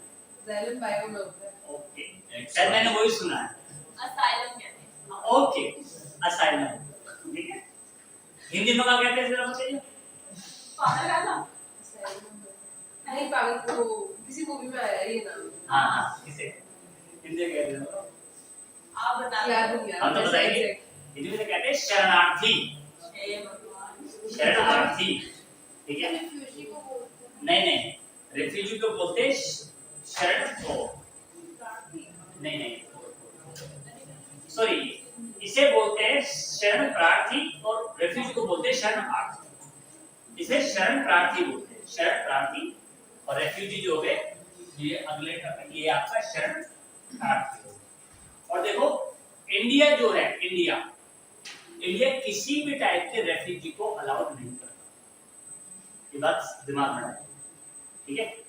एक कन्वेंशन हुआ था 1951 में, 1951 में कन्वेंशन हुआ, इसे बोलते हैं UN commission for refugee, UN convention for refugees, और ये हुआ था जिनेवा में, ठीक है। और इसके ऊपर यूएन की रिपोर्ट गई, और इन्होंने कहा कि रेफ्यूजीज को जो लोग अलाउ करना चाहते हैं वो आओ और साइन कर लो, पार्टिसिपेट कर लो एक साथ। तो इंडिया ने कहा ऐसा है, हमसे भूल जाओ, ये उम्मीद मत करने कि हम किसी प्रकार के रेफ्यूजी के साथ साइन करने वाले हैं या इसको टर्म अपनाने वाले हैं। तो इंडिया में 1951 से लेके आज तक के रिपोर्ट में कोई रेफ्यूजी एग्रीमेंट साइन नहीं है, कोई रेफ्यूजी को अलाउ नहीं करता इंडिया, ये बात ध्यान रखना। कभी क्वेश्चन पूछ ले तो आपको लगेगा हाँ जी मोदी जी करता है, तो मोदी जी को बात करा, सॉरी ऐसा मैं बोलना चाहता, ये वर्ड तो वाला है थोड़ा भावना है क्या था? यूपी में अब बोल दो आई लव मोदी। अरे नहीं, मैं काट दूंगा, काहे आई लव मोदी बोला, बोलने का मन ही नहीं, ठीक है। तो रेफ्यूजी के बारे में इंडिया कोई पॉलिसी नहीं बनाता, और इंडिया में लेकिन फिर भी एक रेफ्यूजी हैं। अगर हम रेफ्यूजी की बात करें इंडिया में, तो सबसे बड़े रूप में अगर कोई रेफ्यूजी है तो वो कौन है? नाम है दलाई लामा, सुना है? जो आपके इंडिया में तिब्बत का एरिया है, इंडिया के ऊपर, वहां से दलाई लामा जो है वो आए हुए हैं, और उनको जो मिला था उसे कहते हैं हम वर्क परमिट, तो यहाँ रहते हैं। वर्क परमिट का लिए लॉन्ग टर्म वीजा है। दलाई लामा का मतलब वही है जो वहाँ के मॉन्क हैं, दलाई लामा के साथ में जो पब्लिक वहाँ से तिब्बती जो पब्लिक है उन सबको, ठीक है। बेसिकली दलाई लामा, ये बात सही है कि दलाई लामा एक पोस्ट है जो तिब्बती में जो मुखिया बने, जैसे हमारे यहाँ प्रेसिडेंट है वहाँ पर दलाई लामा, ठीक है। तो वो बात ठीक है, लेकिन नाम उन्हीं का चलता है, पुलिस में, ठीक है। और आप ये देखो ना ये वाला एरिया कर्नाटक में एक एरिया है जिसका नाम है सिटी का मैंगलोर, ठीक है। मैंगलोर में पूरी की पूरी कॉलोनी बसाई गई है, बहुत सारे दलाई लामा आपको नाम, बहुत सारे लोग हमारे, उनके लिए हॉस्पिटल, स्कूल, सब कुछ मैक्सिमम नहीं पता। और ये भी बात चल रही है अभी जो रिसेंट दलाई लामा है कि उनकी डेथ हो जाने के बाद ये संभव है कि इंडिया से कोई दलाई लामा हो सकता है, लेकिन जो भी दलाई लामा बनेगा उसकी जान को इतनी आफत रहेगी, सबसे पहले चाइना से मारने की, और जो दलाई लामा असल में बनेगा, जो तिब्बतियन लोगों का है, जो छोटा बच्चा इसको छुपा कर रखा है अभी तक उन्होंने, अभी उसके बारे में कुछ पता नहीं चल पाया कि वो कौन है क्या है, और चाइना में से बहुत मुशद्दत से ढूंढ रहा है, बहुत तरह ढूंढ रहा है कि मिल जाए से मार डाले। तो जो बुजुर्ग दलाई लामा भी हैं वो मरने से पहले किसी न किसी एक इंसान को दलाई लामा अनाउंस करके देंगे अगर वो अनाउंस उन्होंने नहीं किया तो फिर वहां का दलाई लामा का ट्रेंड खत्म हो जाएगा और तिब्बत का जो पूरा हिस्सा वो चाइना के वजह में इजी हो जाएगा। चाइना को इस तरह के दलाई लामा को निपटाओ और तिब्बत का अपना कब्जा ले लो, तिब्बत खाओ। तो वो किसके इंडिया में है या चाइना में है? वो एरिया ना तो इंडिया में है ना चाइना, तिब्बत दोनों के बीच में फंसा हुआ एरिया है, इंडिया और चाइना में। और वो देखा है आपने सुना एक एरिया का नाम धर्मशाला। धर्मशाला से ही तिब्बत की राजधानी चलती है। तिब्बत की राजधानी है धर्मशाला में से, धर्मशाला में चलता है। और धर्मशाला में आप जाओगे तो वहीं का आपको बुद्धिस्ट monk सर ये जो म्यांमार वगैरह से लोग आते रहते हैं और ये आपके बांग्लादेश से भी आते रहते हैं, तो ये कौन सी कैटेगरी? इलीगल माइग्रेंट्स, इनके ऊपर ही तो है कि इलीगल माइग्रेंट्स। तो ये लोग वीजा वगैरह लेके नहीं आ सकते? वीजा जब लोगे भाई एक बात बताओ, अभी देखो रिसेंटली क्या हुआ था कि म्यांमार ने बोला कि जो लोग भी इलीगली हमारे देश में घुसे हैं, जिनको बोलते हैं रोहिंग्यास, उनको बोला कि हमारे देश से निकल जाओ। अब कौन हमारे देश का कौन नहीं है क्या पता। तो वहां की सरकार ने क्या ऑर्डर किया आर्मी को, एक काम करो जाओ पहले खदेड़ दो। तो आर्मी ने क्या किया, मुझे पूरी कॉलोनी बसी हुई थी ना, उसके ऊपर हेलीकॉप्टर ले गए बहुत सारे, और हेलीकॉप्टर से ऊपर से मशीन गन लेके उन पे गोली बरसाना शुरू कर दी। जो मरे मर जाए, जो भागे मर जाए। और ये भी ज्यादा दूर की बात नहीं, शायद 2015 की बात है। और बिंदास गोली बरसाई और धमाधम लोगों ने अपनी मिल गई। तो म्यांमार में जो बॉर्डर में लोग थे वो वहां से निकल के इंडिया की तरफ भागे, कुछ बांग्लादेश की तरफ भागे। इसलिए अब किसी के ऊपर आसमान से गोलियां बरस रही तो वीजा के लिए अप्लाई करेगा पहले वो अपनी जान बचाएगा कि भैया घुस लो, भाग लो जहाँ जगह मिले। और जहाँ जगह मिली वो कुछ ना कुछ अपना रहने का खाने का साधन तो करेगी। पर इंडियन गवर्नमेंट तो इनको अलाउ भी कर देती है ना कि शायद इंडियन गवर्नमेंट अलाउ कर देगी, चलो ठीक है, मानवता हमारे अंदर है, जाओ रह लो। लेकिन अगर वो रेफ्यूजीज को अलाउ कर दे तो बात नहीं बनेगी, फिर तो लोग टिके रहेंगे। जैसे वो वाली मूवी देखी आपने एयरलिफ्ट, अक्षय कुमार वाली, नहीं देखी? जिसमें वो कुवैत में होता है, बिजनेसमैन होता है और फिर वहां पे कब्जा हो जाता है। तो वो क्या करते हैं, वो दूसरे देश भागते हैं, बॉर्डर क्रॉस करते हैं, कहते हैं कि आप वहां जाकर रेफ्यूजीज के लिए परमिशन मांगो। रेफ्यूजीज का मतलब है कि आपको कुछ समय रहने की परमिशन देगी, जिसका खर्चा सरकार उठाएगी, खाने पीने की आपकी व्यवस्था करेगा, यहाँ तक कि आपके काम की व्यवस्था करेगी। ये सारे परमिशन देते हैं। देखो रेफ्यूजीज को अगर मोटे तौर पर देखें तो रेफ्यूजीज उसे बोलते हैं जैसे कि मान लो कल को इंडिया में बहुत भयंकर रूप से हिंदू मुस्लिम का झगड़ा होता है और कोई भी किसी को मार काटा, ऐसा हो जाए, और आप सबसे पहले क्या करोगे, आप सबसे पहले अपनी जान बचाओ। अब आपको खबर मिलने के रास्ता तो आपको कोई मारने काटना है, तो आप क्या करोगे, आप फटाफट यहाँ से वहां होगे और आपके आसपास में जो सुरक्षित एरिया आपको लगेगा आप नहीं जाओगे। मान लो कोई इंसान पीलीभीत में या गोरखपुर में है, अब गोरखपुर के सबसे निकट वाला जो एरिया है वो नेपाल हो गया। अब वो क्या करेगा कि भाग के नेपाल में घुस जाओ, क्योंकि वहां का नेपाल में वहां के नेपाल, या जो लोग हैं शायद वो वहां छोड़ दें, या बांग्लादेश है, भूटान है, वो कहीं भी सुरक्षित एरिया में पहले जाकर अपनी जान बचाने की कोशिश करें। अब वो क्योंकि वो घुस गया है तो वो क्या हुआ, वो इलीगली घुसा तो उसे माइग्रेंट बोलेंगे, ठीक है। लेकिन उसे पहले से ऐसा लगा कि भाई यहाँ पर आतंकी हमला हो रहा है हमारे ऊपर और हमें अपनी जान बचानी है, और वो देश के बॉर्डर पर जाकर खड़ा हो गया। उसने वहां पे सरकार से बोला, अप्लाई किया कि पीछे लोग हमको मार रहे हैं, हम वापस नहीं जा सकते और हम आपके देश में अप्लाई करते हैं कि हमें रेफ्यूजीज की तरह यहाँ रहने दें जब तक हमारी जान सुरक्षित ना हो। जैसे हमारे देश में शांति व्यवस्था कायम होगी हम वापस अपने देश लौट जाएंगे। यानी कि उन्होंने वहां के अफसर को बोला जो बॉर्डर पे, और अफसर को बोलने के बाद उसने फटाफट अपनी गवर्नमेंट से बात करके उनको परमिशन दी। तो जो बॉर्डर वाले एरिया वही उनको परमिट दे देंगे, टेंट लगा देंगे वहीं पे उनको, कि आप टेंट या फिर जो भी वो बंदोबस्त कर सके उनके लिए कर देंगे कि आपकी जान सुरक्षित, आप यहाँ रहो, ठीक है।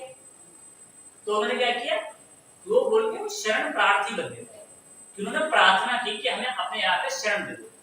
जैसे बहुत सिंपल सी बात है कि आपके घर में अगर कुछ होने वाला तो आप पड़ोसी घर में जाकर रहते हो ना, वैसे या फिर आप किसी रिश्तेदार घर में रहते हो तो वही सिस्टम इसका अपना है, तो इसे बोलेंगे आप रेफ्यूजीज।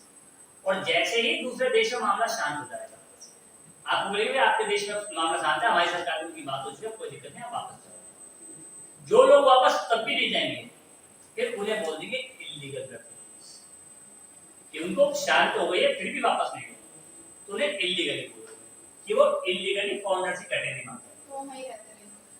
अब रहेंगे तो पकड़ के बता देंगे, क्योंकि वो इलीगल हो गए ना भाई।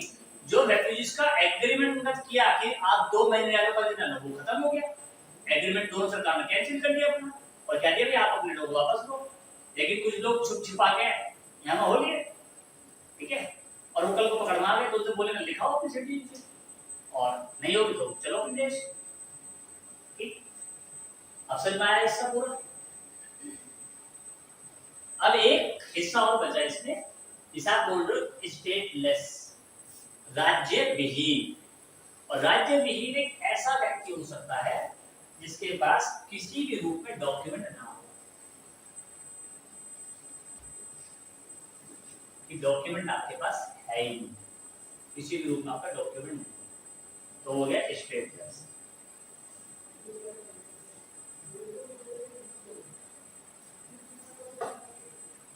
जैसे एक कानून बना 1935 में जर्मनी में, और जर्मनी ने क्या किया, कानून में लिख दिया साफ साफ कि जितने लोग यहूदी हैं वो जर्मनी के नागरिक आज से नहीं हैं। कानून बनाया, पास किया सरकार ने, पास, और यहूदी की यानी कि अब जो यहूदी जर्मनी में है उनकी भूमिका कैसे होगी, स्टेटलेस की होगी, उनके डॉक्यूमेंट खराब कर दिए, सीधा बोल दिया कि ये डॉक्यूमेंट वैलिड ही नहीं है क्योंकि आप यहूदी हो। एक कानून ऐसे ही बना था इसमें 1948 में श्रीलंका में, वहां पर बना था ये शिलोन एक्ट, ठीक है, शिलोन सिटीजनशिप एक्ट बना, और वहां पर उन्होंने बनाया कि जो भारतीय मूल के नागरिक, जो इंडियन सिटीजन हमारे यहाँ रह रहे हैं, वो आज से श्रीलंका के नागरिक नहीं माने जाते किसी भी रूप। तो ऐसे 7 लाख के आसपास लोग थे जिनकी श्रीलंका ने 1948 में सिटीजनशिप छीन ली थी। और एक हुआ था 1982 में, 1982 में जब रोहिंग्यास वाला मुद्दा आया था, तो रोहिंग्यास को भी उनकी नागरिकता से वंचित कर दिया। ये बहुत भयंकर मुद्दा है, आगे समझाऊंगा, चलेंगे आगे। क्या समझना है इस साल कि रातों रात सरकार अगर कानून बना दे तो सिटीजनशिप छीनी जा सकती है। ठीक, अभी तक हमने सिटीजन समझे कैसे कैसे हो सकता है। अब हम बात करेंगे कि संविधान में क्या प्रावधान देंगे सिटीजन होने के, एक संविधान के अधिकार प्राप्त सिटीजन होने का। ठीक है, कर दो क्लियर बोर्ड। सर एक बार ओसीआई और पीआई देखो, मान लो कोई ऐसा नागरिक है, जैसे हमारा देश आजाद हो और देश आजाद होने के बाद सभी को नागरिकता मिल रही, ठीक है, और नागरिकता मिलते हुए कुछ ऐसे लोग हैं जो देश का आजाद होने से पहले ही वो विदेश में रहते हैं। अब अगर वो विदेश में रहते हैं तो वहां की उन्होंने रहते रहते विदेशी नागरिकता ले रखी है, लेकिन उनका कोई बच्चा है, वो चाहता है कि वे इंडिया आऊं और मैं इंडिया में रहूं, हमारी जमीन इंडिया में है, ठीक, तो उसने क्या किया, अप्लाई किया कि भाई मेरे को इंडिया की सिटीजनशिप मिलनी चाहिए, उसे इंडिया की सिटीजनशिप मिल गई, लेकिन वो फिर भी इंडिया में न रह करके बाहर रहना पसंद करता है और वो कह रहा है मैं इंडिया भी आऊँ जन्मदिन में, तो ऐसे इंसान को हम ओसीआई कार्ड देते हैं, ठीक है, overseas citizen of India card holder, कि आप इंडियन सिटीजन हो, जन्मदिन आ सकते हो, ठीक है, लेकिन आप रह बाहर है, आपका पूरा जो खानदान है बाहर बसा हुआ है। जैसे आपने कभी सुना होगा न्यूज में कि जैसे कोई विदेश में किसी अच्छी पोस्ट पे किसी बड़ी कंपनी में कोई चेयरमैन बन जाए या कोई इंटरनेशनल कोर्ट में जज बन जाए, वकील बन जाए, ऐसे बड़े बड़े पोस्ट पे कारनामे होते हैं, उसमें न्यूज आती है कि ये भारतीय मूल की व्यक्ति, जैसे ये गीता नाम जो वो है महिला, वो जो गीता वो है, गीता गोपीनाथन नाम उसका, वो आईएमएफ की जो चीफ इकोनॉमिक एडवाइजर है। अब आईएमएफ है तो अमेरिका में, और कहते हैं कि भारतीय मूल की है। भारतीय मूल का मतलब क्या हुआ, यानी कि उसके पास ओसीसी कार्ड है, यानी को इंडिया की सिटीजन काउंट हो गया, वहां की भी काउंट, हमसे मना नहीं, वोटिंग राइट्स वोटिंग राइट्स नहीं मिलेगा, कर सकती है, कोई समस्या नहीं, क्योंकि वो लीगल फॉरनर्स है हमारे।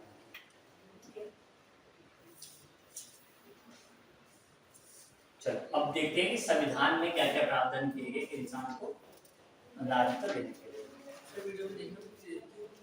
कितना हो गया, चलिए तो आगे दूसरे नंबर।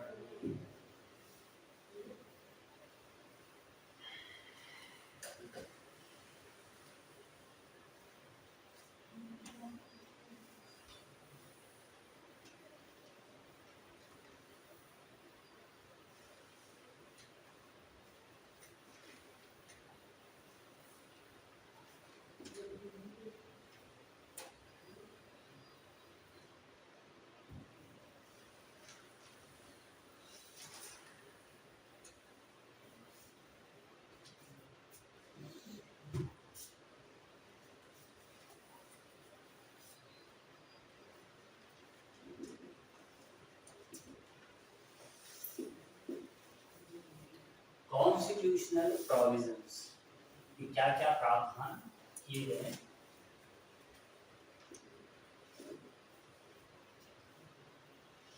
एक इंसान को नागरिकता देने के लिए संविधान में।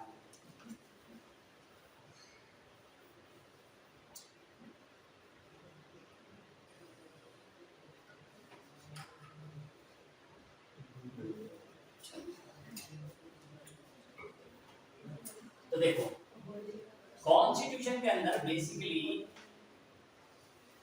एक पार्ट है जो सिटीजनशिप की बात कर रहा है। कौन सा पार्ट है वो? Part second. और कितने आर्टिकल आते हैं इसके अंदर? आर्टिकल 5 to 11 की बात। ये आर्टिकल सारे एक करके समझें कौन सा किसकी बात करता है और कैसे करता है। अगर आर्टिकल 5 से 11 की बात करें तो इसमें जो 5 से 8 आर्टिकल हैं वो बड़ा मुद्दा है। 5 से 8 आर्टिकल का, उसके बाद आगे हम देखेंगे। और 5 से 8 आर्टिकल के बाद में एक आर्टिकल आ जाएगा 9 और एक आ जाएगा 10 और 11। एक आएगा 9 और एक आएगा 10 और 11, इस तरह से इसको पढ़ेंगे। तो ये हम कह सकते हैं कि जो आर्टिकल 5 है, जो स्टार्टिंग वाला आर्टिकल है, ये किस बारे में बात करेगा? इसमें 5 नंबर का आर्टिकल ये कहेगा आपका डोमिसाइल। सबसे पहली बात क्या की गई है? डोमिसाइल।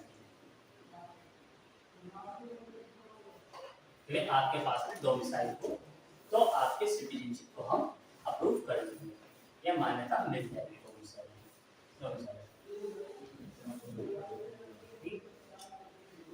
और हिंदी में से कहते हैं मूल निवास प्रमाण पत्र। छठा जो कहता है आर्टिकल, ये कहता है कि ऐसे नागरिक जो पाकिस्तान से इंडिया आए, पाकिस्तान से इंडिया आए हों, समझ रहे बात को? जैसे नागरिक जो पाकिस्तान से इंडिया आए हों लेकिन एक पर्टिकुलर डेट था, और डेट रखी गई है 19/7/1948। 19/7/1948 तक ऐसे व्यक्ति जो पाकिस्तान से इंडिया आए, तो दोनों तरफ से खुली आजादी दी गई थी कि आपका मन करता आप यहाँ आकर बस जाओ, आपका मन करता वहां चले जाओ। एक कहता है आर्टिकल 7, और 7 आर्टिकल क्या कहता है कि ऐसे नागरिक जो पहले इंडिया से पाकिस्तान गए हों और फिर पाकिस्तान से वापस इंडिया गए। ये भी तो हो सकता है कि कुछ लोग इंडिया से पाकिस्तान चले गए, वहां कुछ दिन रहे, उन लगे ना अच्छा नहीं लगा, मजा नहीं आया, बोले ना हम तो वापस अपने देश आएंगे और फिर वापस इंडिया आ जाए, तो ऐसे लोगों को भी नागरिकता देनी पड़ेगी। तो कहते हैं पहले इस्तेमाल करें फिर विश्वास करें, तो ये इस्तेमाल करो और फिर विश्वास करो। एक ऐसे नागरिक जो नंबर 8 आर्टिकल में बोला गया है, इसकी भी डेट सेम है। हाँ, डेट सबकी सेम है। भारतीय मूल के विदेशी नागरिक, ठीक है, भारतीय मूल के विदेशी नागरिक।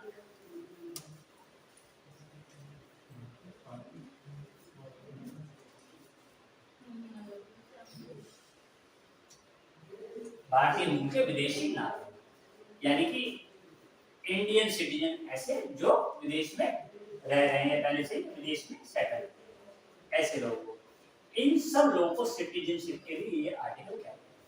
तो 5 से 8 वाला ग्रुप हो गया, ठीक है, समझ में आया 5 से 8 वाला ग्रुप क्या कहता है।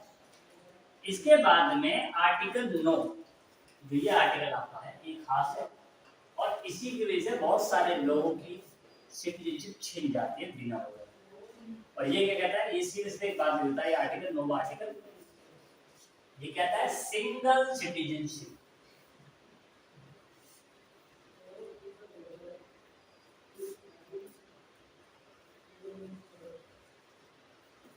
सिंगल सिटीजनशिप मिलेगी यानी कि एकल नागरिकता। आर्टिकल 9 में लिख दिया है एक ही नागरिकता मिलेगी। अब यहाँ पे ऐसे नहीं बोला कि आप पहले उत्तर प्रदेश के नागरिक बनो फिर देश के नागरिक बनो, या पहले बिहार के नागरिक बनो फिर देश के नागरिक बनो। आप जो सिटीजनशिप दिखाते हो वो क्या होती है, सीधा गवर्नमेंट ऑफ इंडिया, भारत सरकार का प्लान, भारत का प्लान, ठीक है। और अब इसका मतलब ऐसा नहीं है कि आप किसी डॉक्यूमेंट, जैसे आपका आधार कार्ड है, आधार कार्ड भले ही आपका भारत सरकार ने इशू किया है लेकिन वो आपका आइडेंटिटी प्रूफ है, डॉक्यूमेंट किसी का सिटीजन का नहीं है। ड्राइविंग लाइसेंस तो आपका स्टेट इशू कर देते हैं, वोटर आईडी कार्ड भी आपका स्टेट इशू कर सकते हैं, वो तो खैर वो कर देते हैं, है ना, आपका जो गवर्नमेंट ऑफ इंडिया वो कर देती है, ठीक है। तो ऐसे डॉक्यूमेंट को ऐसे नहीं मानते। एक जो आर्टिकल 10 और 11, तो आर्टिकल 10 को मैं यहाँ कर रहा हूँ, 10 क्या कहता है, देखो ये कहता है गारंटी, इस शब्द का इस्तेमाल किया है गारंटी, गारंटी हम देंगे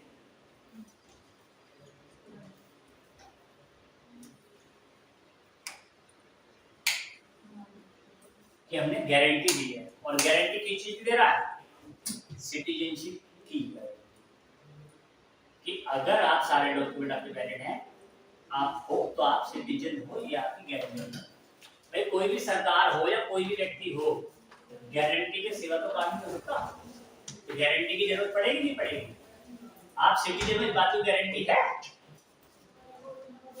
आप देश का सिटीजन में बात की गारंटी है, क्या गारंटी है बताओ, क्या आपका डोमिसाइल है, इसका मतलब सरकार ने आपकी गारंटी ली है कि हाँ हम इसको डोमिसाइल दिया बना करके, तो इसकी गारंटी हमारे पास, संविधान आपको गारंटी दे रहा है आपकी सिटीजनशिप की। और अगला आर्टिकल है आर्टिकल नंबर 11, और आर्टिकल नंबर 11 कहता है संसद यानी पार्लियामेंट, पार्लियामेंट को पावर दी,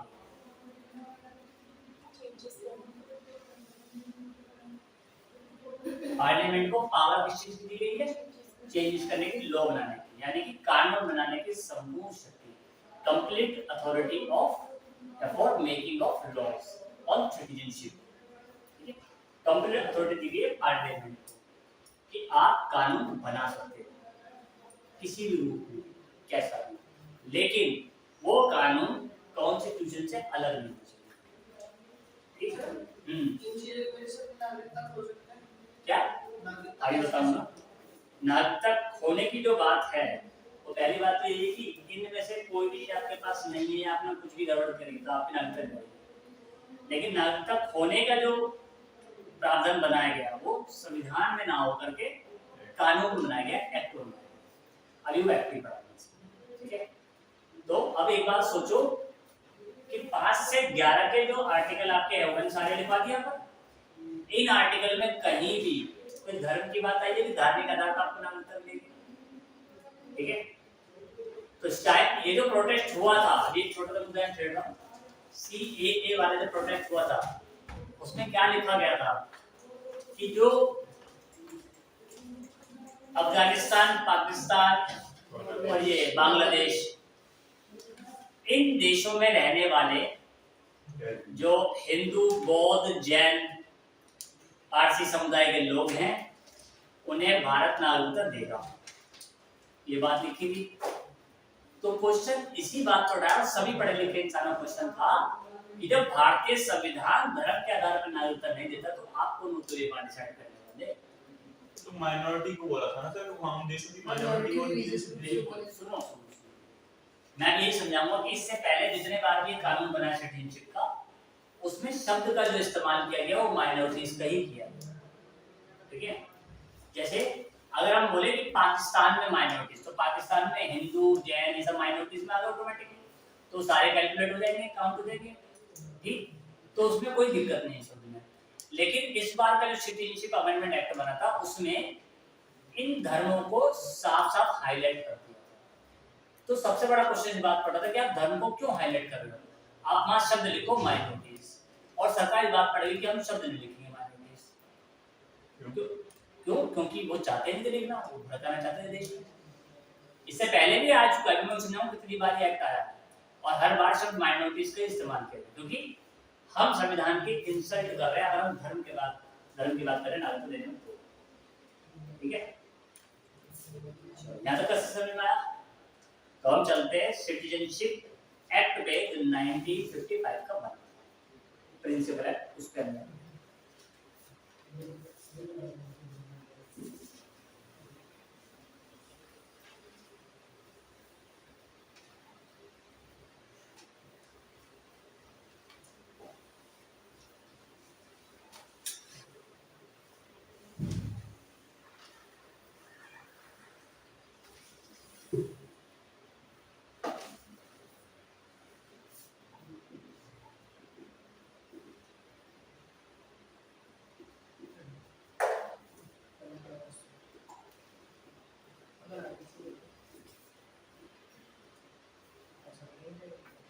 सिटीजनशिप एक्ट 1955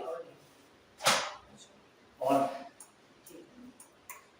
इस एक्ट में दो चीजें हैं, एक है एक्विजिशन और एक है टर्मिनेशन, कि कैसे नागरिकता ले सकते हो और कैसे नागरिकता छीन सकते हो।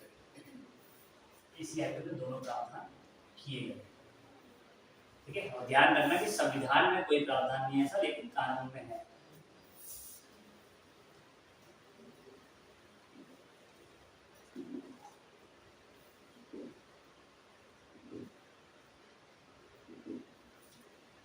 एक्विजिशन और टर्मिनेशन, यानी प्राप्ति या फिर अर्जन हिंदी में से कहते हैं, और समाप्ति।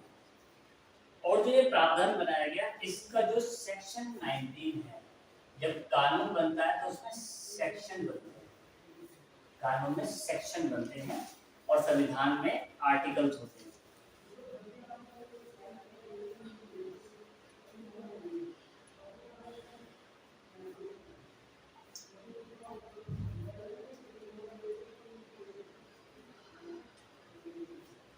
इस कानून का सेक्शन 19 एक्विजिशन और टर्मिनेशन की बात, सिटीजनशिप एक्ट का सेक्शन 19, और ये कैसे बात करता है? तो देखो सेक्शन 19 का जो पॉइंट नंबर 3 है, मैं समझती ये क्या कहता है? ये कहता है कि नागरिकता मिलेगी कैसे? बाय बर्थ होना चाहिए।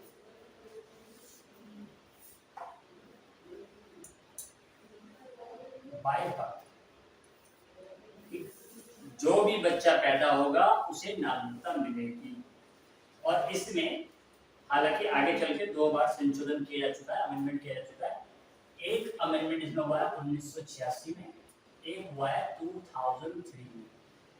2 अमेंडमेंट इसमें, कॉन्स्टिट्यूशन अमेंडमेंट इसमें हो चुके हैं। तो जो भी बच्चा पैदा होगा उसे 2 चीज बोलते हैं, एक बोलते हैं अस सॉली, एक बोलते हैं अस सिंगनेस, ठीक है।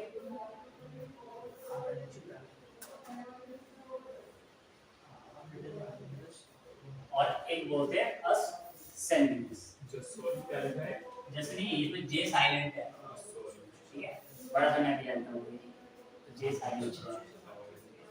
बाकी कोई और कुछ कहना चाहता है तो कह सकता है।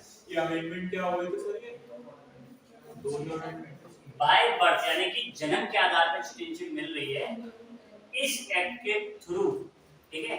उसमें 2 बार बदलाव हुआ है। एक बदलाव हुआ 1986 में जन्म के आधार पर बदलाव, एक बार बदलाव हुआ 2003 में। अभी आगे बात करूंगा, जब एक पर बात करूंगा ना, आगे बात करूंगा। तो 2 बार कॉन्स्टिट्यूशन अमेंडमेंट करके जन्म के आधार पे नागरिकता देने में बदलाव किया जा चुका है। तो इसका मतलब जो है, ये जो शब्द है सॉरी, इसका मतलब होता है भूमि। भूमि, भूमि का मतलब बच्चा जिस जमीन पे पैदा हुआ वहीं से उसको नागरिकता मिल जाएगी, ठीक है।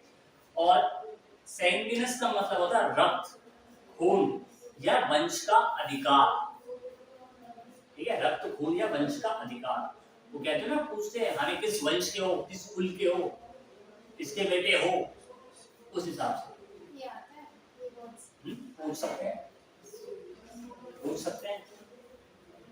असोली और अससेंडिनेंस,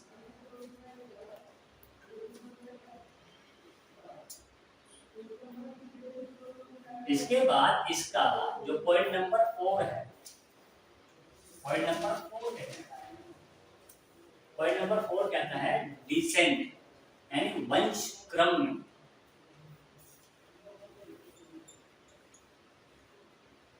वंश क्रम में,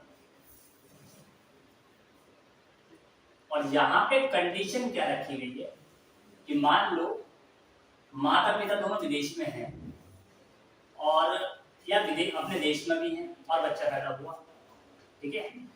तो 1 साल में बर्थ के लिए या सिटीजनशिप के लिए रजिस्ट्रेशन होना चाहिए, 1 ईयर। 1 साल में आप रजिस्ट्रेशन कराओगे। कंडीशन रजिस्ट्रेशन की एक ही होगी कि पिता भारतीय, माता का भारतीय नहीं चलेगा, पिता होना चाहिए था, ठीक है। यदि पिता भारत का हो तो ही उसको मिलेगा अधिकार भारत का। 86 में चेंज हुआ है, 86 में चेंज हुआ अभी चेंज नहीं है, अभी हम 1955 में अगर इन दोनों को बात ही नहीं करना, ये बात मत करना, पहले यहाँ तक समझो फिर आगे अपडेशन वाला समझो कैसे करें, ठीक है।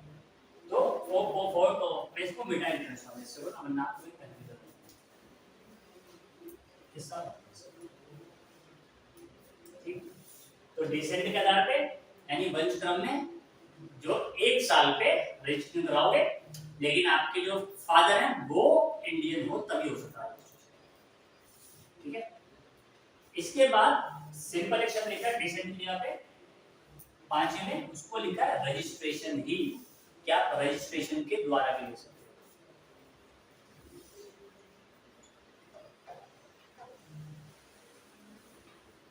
क्या रजिस्ट्रेशन के द्वारा नागरिकता ले लोगे, यानी कि कोई ना कोई संबंध भारत से हो, जैसे अभी हमने पीछे देखा था कार्ड होल्डर वाला, जिसमें पीआईओ वाला हिस्सा देखा था हमने, तो पीआईओ वाले इंसान का संबंध भारत से दिख रहा है, उसका भारत संबंध है, भारत आवागमन करता रहता है, ठीक है।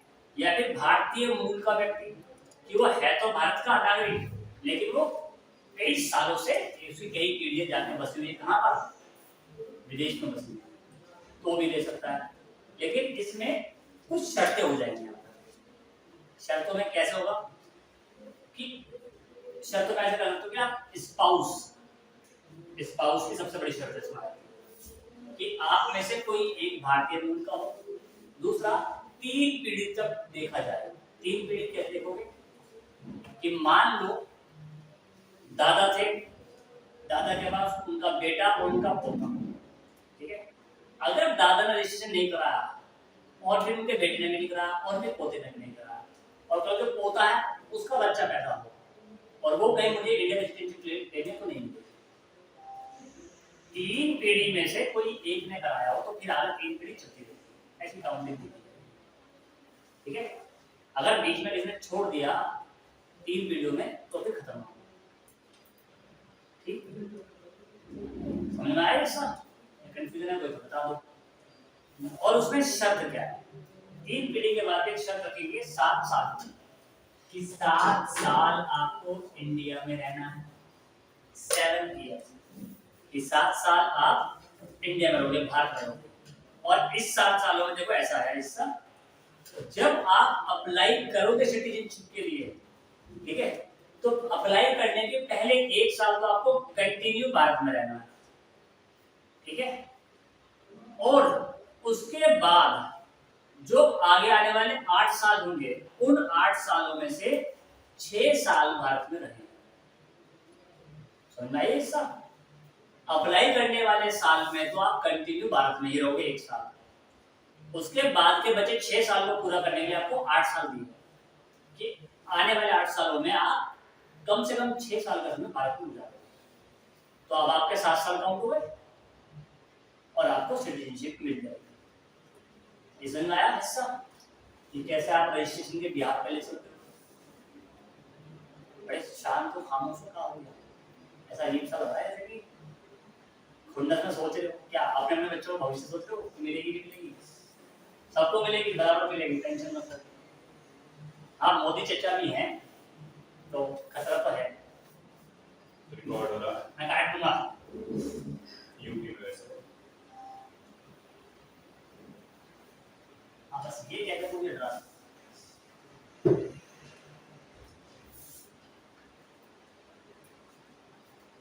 इसके बाद एक आता है टर्म जिसको बोलते हैं नेचुरलाइजेशन।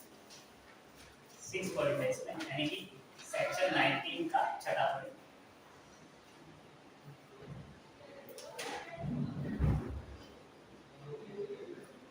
नेचुरलाइजेशन जिसको आप कहते हो देशीकरण, देशीयकरण। इसमें दो कैटेगरी बांटी गई है। एक बांटी गई है खास व्यक्ति, एक बांटा गया आम व्यक्ति। खास व्यक्ति और एक बांटा गया आम व्यक्ति। आम से आपको आम खाने का सीजन चल रहा खाओ, तो खास व्यक्ति में आप स्पेशल कह सकते हैं, स्पेशल पीपल, और आम में आप ऑर्डिनरी में मान सकते हो। तो खास व्यक्ति कौन होंगे नेचुरली जो मानते हैं सिटीजन। जैसे कि मान लो किसी ने कोई उपलब्धि हासिल करी है, जैसे उसने कोई पीएचडी की डिग्री ली, वो खास है डिग्री ली, उसने रिसर्च कर ली किसी चीज पे, ये विदेश में वो रिसर्च करके आया, वो कहता है कि भाई मैं पढ़ा लिखा व्यक्ति हूँ और मुझे अपनी सिटीजनशिप दे दो आप, तो हम बड़े खुश होंगे कि भाई किसी इंसान ने डॉक्टरेट की डिग्री उपाधि हासिल करी और हमारे यहाँ करके हमारे बीर चाहता रहना चाहता वो, तो हम खुशी उसे दे देंगे उसे कि हमारे यहाँ पर वो कुछ रिसर्च करेगा, कुछ तो अपना कॉन्ट्रीब्यूशन हमारे कंट्री में करेगा। या कोई बहुत बड़ा लिटरेचर हो, वो सही पढ़ा लिखा ही मान लेंगे, पढ़ा लिखा व्यक्ति है, तो ऐसे व्यक्ति को मिल जाती है। या कोई साइंस फील्ड में कुछ किया हो उसने है, हाँ नहीं विकास कराएंगे ना, साइंस फील्ड में उसने कुछ किया हो, या फिर वो कोई बहुत सोशल फील्ड में उसने कोई किया हो, कोई शांति वार्ता, कोई पीसफुल व्यक्ति हो, ठीक है। पॉलिटिशियन भी हो सकता है क्या पॉलिटिशियन, हाँ, और या कोई वो मतलब उसने किसी के बारे में अच्छा लिखा हो, बताया हो, समझाया हो, हिंदू धर्म के बारे में अच्छा लिखा हो, स्पोर्ट्समैन हो गए अच्छा, तो ऐसे लोगों को मिल सकती है। जैसे एक एग्जांपल मैं देता हूँ, एक वो थे तास्मीन नाजिमी, ये नाम है, बांग्लादेशी व्यक्ति थे और इन्होंने इंडियंस के बारे में बड़ा, हिंदूज के बारे में बड़ा अच्छा लिखा, तो उन्हें भारत की सिटीजनशिप दे दी। चलो आप हिंदू धर्म को बढ़ा ले लो, मजे आपके जीवन के। और आम आदमी को सिटीजनशिप कैसे मिलेगी? ये बेसिकली हो सकता है जॉब वाले पर्सन, नौकरी वाला पर्सन, कि वो जॉब के लिए अप्लाई कर रहा है, नौकरी करने आ रहा है। अभी जॉब का सिस्टम कैसे बनेगा कि जैसे ऐसा मान के चलो कि इंडिया है और इंडिया को मान लो अपने देश के किसी कोने में तेल की पूल मिल गई, लेकिन इंडिया को तेल निकालना नहीं आता। उन्होंने कहा गल्फ कंट्री वालों को कि भाई अपने यहाँ के एक तेल बना कर भेज दो, या किसी एक इंसान को भेज दो, ठीक है। उन्होंने कहा कि क्या मिलेगा उसे? बोले हम सर ठीक है खा लेंगे, बड़े जगह रहने, टेंशन मत लो। और व्यक्ति आ गया, तो इंडिया ने क्या किया, वो विदेशी व्यक्ति है लेकिन उसे यहाँ पे नौकरी दे दी कि तुम स्पेशल आदमी हो, तुम अपना काम करो, तुम्हें रहने खाने सबकी जगह हम देंगे, आपके बच्चे बच्चों को उनको परवरिश हम करेंगे उनकी, और सारा उनका स्कूल एजुकेशन सब यहीं होगी, टेंशन मत। अब मान लो उसने अपने जिंदगी के काफी साल नौकरी में आने का दिए, 20-25 साल का दिए, अब 20-25 साल रह गया हो तो एक होता नहीं बस अब ठीक है रिटायर होना चाहिए, रहना तक तो जाऊँ किसी अपने देश वापस, उसका मन कर गया इंडिया रहने का, तो ऐसा इंसान भी सिटीजनशिप के लिए अप्लाई कर सकता है। ये नहीं कि वो यार तो सिटीजनशिप में कुछ नहीं, वो अप्लाई करेगा और अप्लाई करने के बाद उस पर जो नियम लागू होता है वो होता है 14 साल के लिए वो यहाँ रहा, 14 साल के लिए इंडिया में रहा हो, बल्कि 14 साल में से ऐसा है सिस्टम कि 14 साल में से 11 साल रहा हो और भारत में रजिस्टर्ड भाषाओं में से किसी एक भाषा का ज्ञान नहीं। 14 साल में से 11 साल हो रहा हो, 11 साल हो रहा हो और एक ऑफिशियल लैंग्वेज जानता हो। ठीक है, ऑफिशियल लैंग्वेज का उसे ज्ञान। तो भारत के संविधान में कितनी भाषा रजिस्टर की गई है? 22 भाषाएं की गई हैं। 22 में से कोई एक भाषा उसे आती है। और जो इंसान कितने साल रह लेगा उसे एक भाषा नहीं आएगी ना, 5-6 महीने बाद सीख जाते एक भाषा, तो उसके लिए आराम से होता है। ठीक है, तो इनको भी सिटीजनशिप मिल सकती है।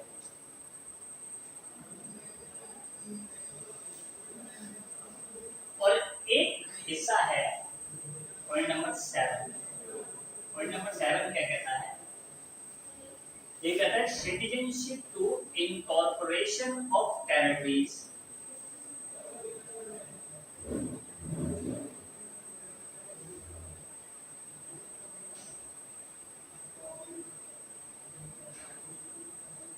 Incorporation of territories. अभी टेरिटरीज का मतलब क्या हो गया? जब आप किसी और राज्य क्षेत्र का समावेश अपने एरिया में कर लो, ठीक, तो हमारे देश के नागरिक बन जाएंगे हमारे लोग।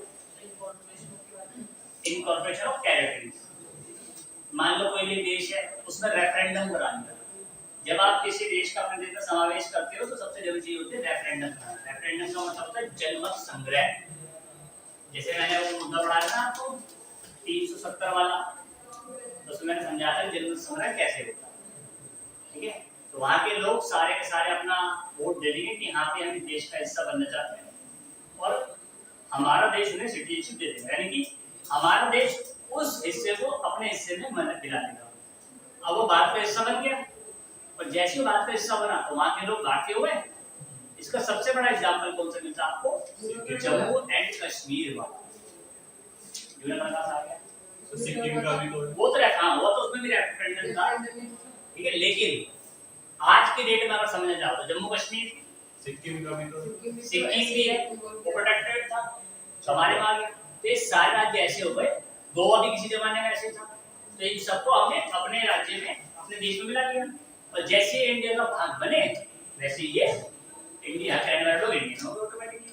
ठीक है, जैसे 1961 में गोवा, दमन एंड दीव और दादर नगर हवेली, ये सब पोर्तुगीज के अंडर में थे और पोर्तुगीज से आगे इंडिया के अंडर में।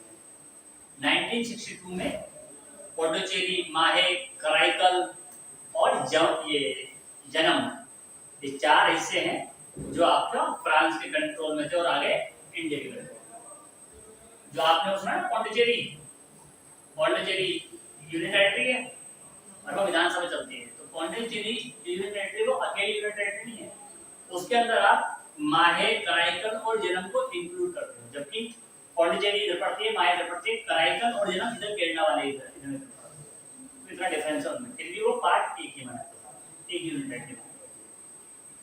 इंडिया का मैप देखोगे ना तो चारों लोकेशन अलग अलग है, लेकिन यूनियन टेरिटरी का नाम एक ही है। डिफरेंस बहुत है। और उसके बाद जो 36 कॉन्स्टिट्यूशन अमेंडमेंट हुआ था 1975 में, उसमें सिक्किम को हमने अपने अंदर मिला दिया। ठीक है, कॉन्स्टिट्यूशन अमेंडमेंट के द्वारा। यहाँ तो समझ आया? अब ये तो है जिस हिसाब से आपको सिटीजनशिप मिलेगी, एक्विजिशन वाला। अब आ जाओ टर्मिनेशन पे, खत्म कैसे होगा आपकी नागरिकता आपको छीनेंगे।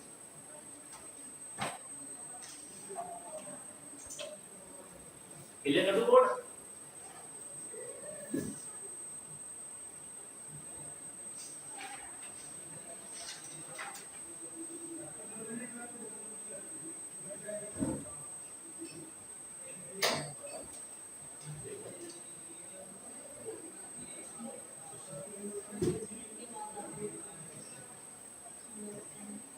पॉइंट नंबर 8 इस सिटीजनशिप को खत्म करने की बात करता है, टर्मिनेशन की बात करता है। ये कहता है,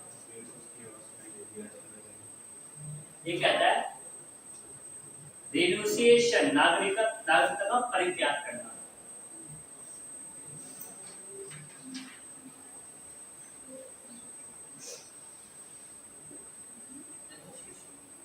नागरिकता का परित्याग करना। जैसे कुछ लोग हमारे देश में बोल देते हैं कि भाई अगर यहाँ डर लग रहा है इंडिया में रहने में तो आप पाकिस्तान चले जाओ, ऐसा कहते हैं ना। तो जैसे उसके ऊपर बड़ा मैदान बना था। अभी कुछ समय पहले एक न्यूज आई थी जिसमें हमारे भारत के प्रधानमंत्री जब पंजाब गए थे तो उन्होंने कहा कि मुझे पंजाब में जाने में डर लग रहा है। नहीं। फोन कर लेते उनको अगर आएंगे ठीक है बात। तो उन्होंने कहा कि भाई हमारी जो सरकार है वो सिक्योर नहीं है, तो बाकी पब्लिक ने उनको बड़ा डर लगा। वो बोले अगर डर लग रहा है मैं तो पाकिस्तान चले जाऊँ। प्रधानमंत्री के लोग भी ऐसा बोलते हैं ना कि डर लग रहा हो पाकिस्तान चले जाओ, तो लोगों ने उनको बोलना शुरू कर दिया कि मोदी जी अगर डर लग रहा है तो पाकिस्तान में दरवाजे खुले जाओ, क्या दिक्कत है। ठीक है, ऐसा हो जाता है।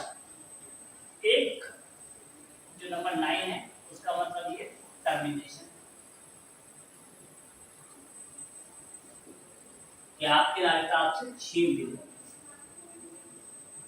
कि किसी देश की नागरिकता अगर आप अपनी मर्जी से अडॉप्ट कर लेते हो तो ऑटोमेटिकली हमारे देश की नागरिकता आपसे छीन ली जाएगी। ठीक है,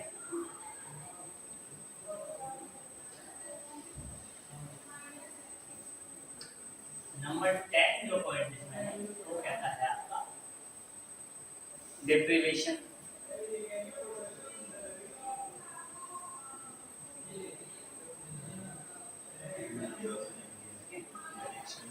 यानी कि केंद्र सरकार जब चाहे तो किसी व्यक्ति को उसकी नागरिकता से वंचित कर छीन ले। केंद्र सरकार जब चाहे तो किसी नागरिक को उसकी नागरिकता से वंचित कर दे, छीन ले, इसे कहते हैं डेप्रिवेशन। जब केंद्र सरकार छीन।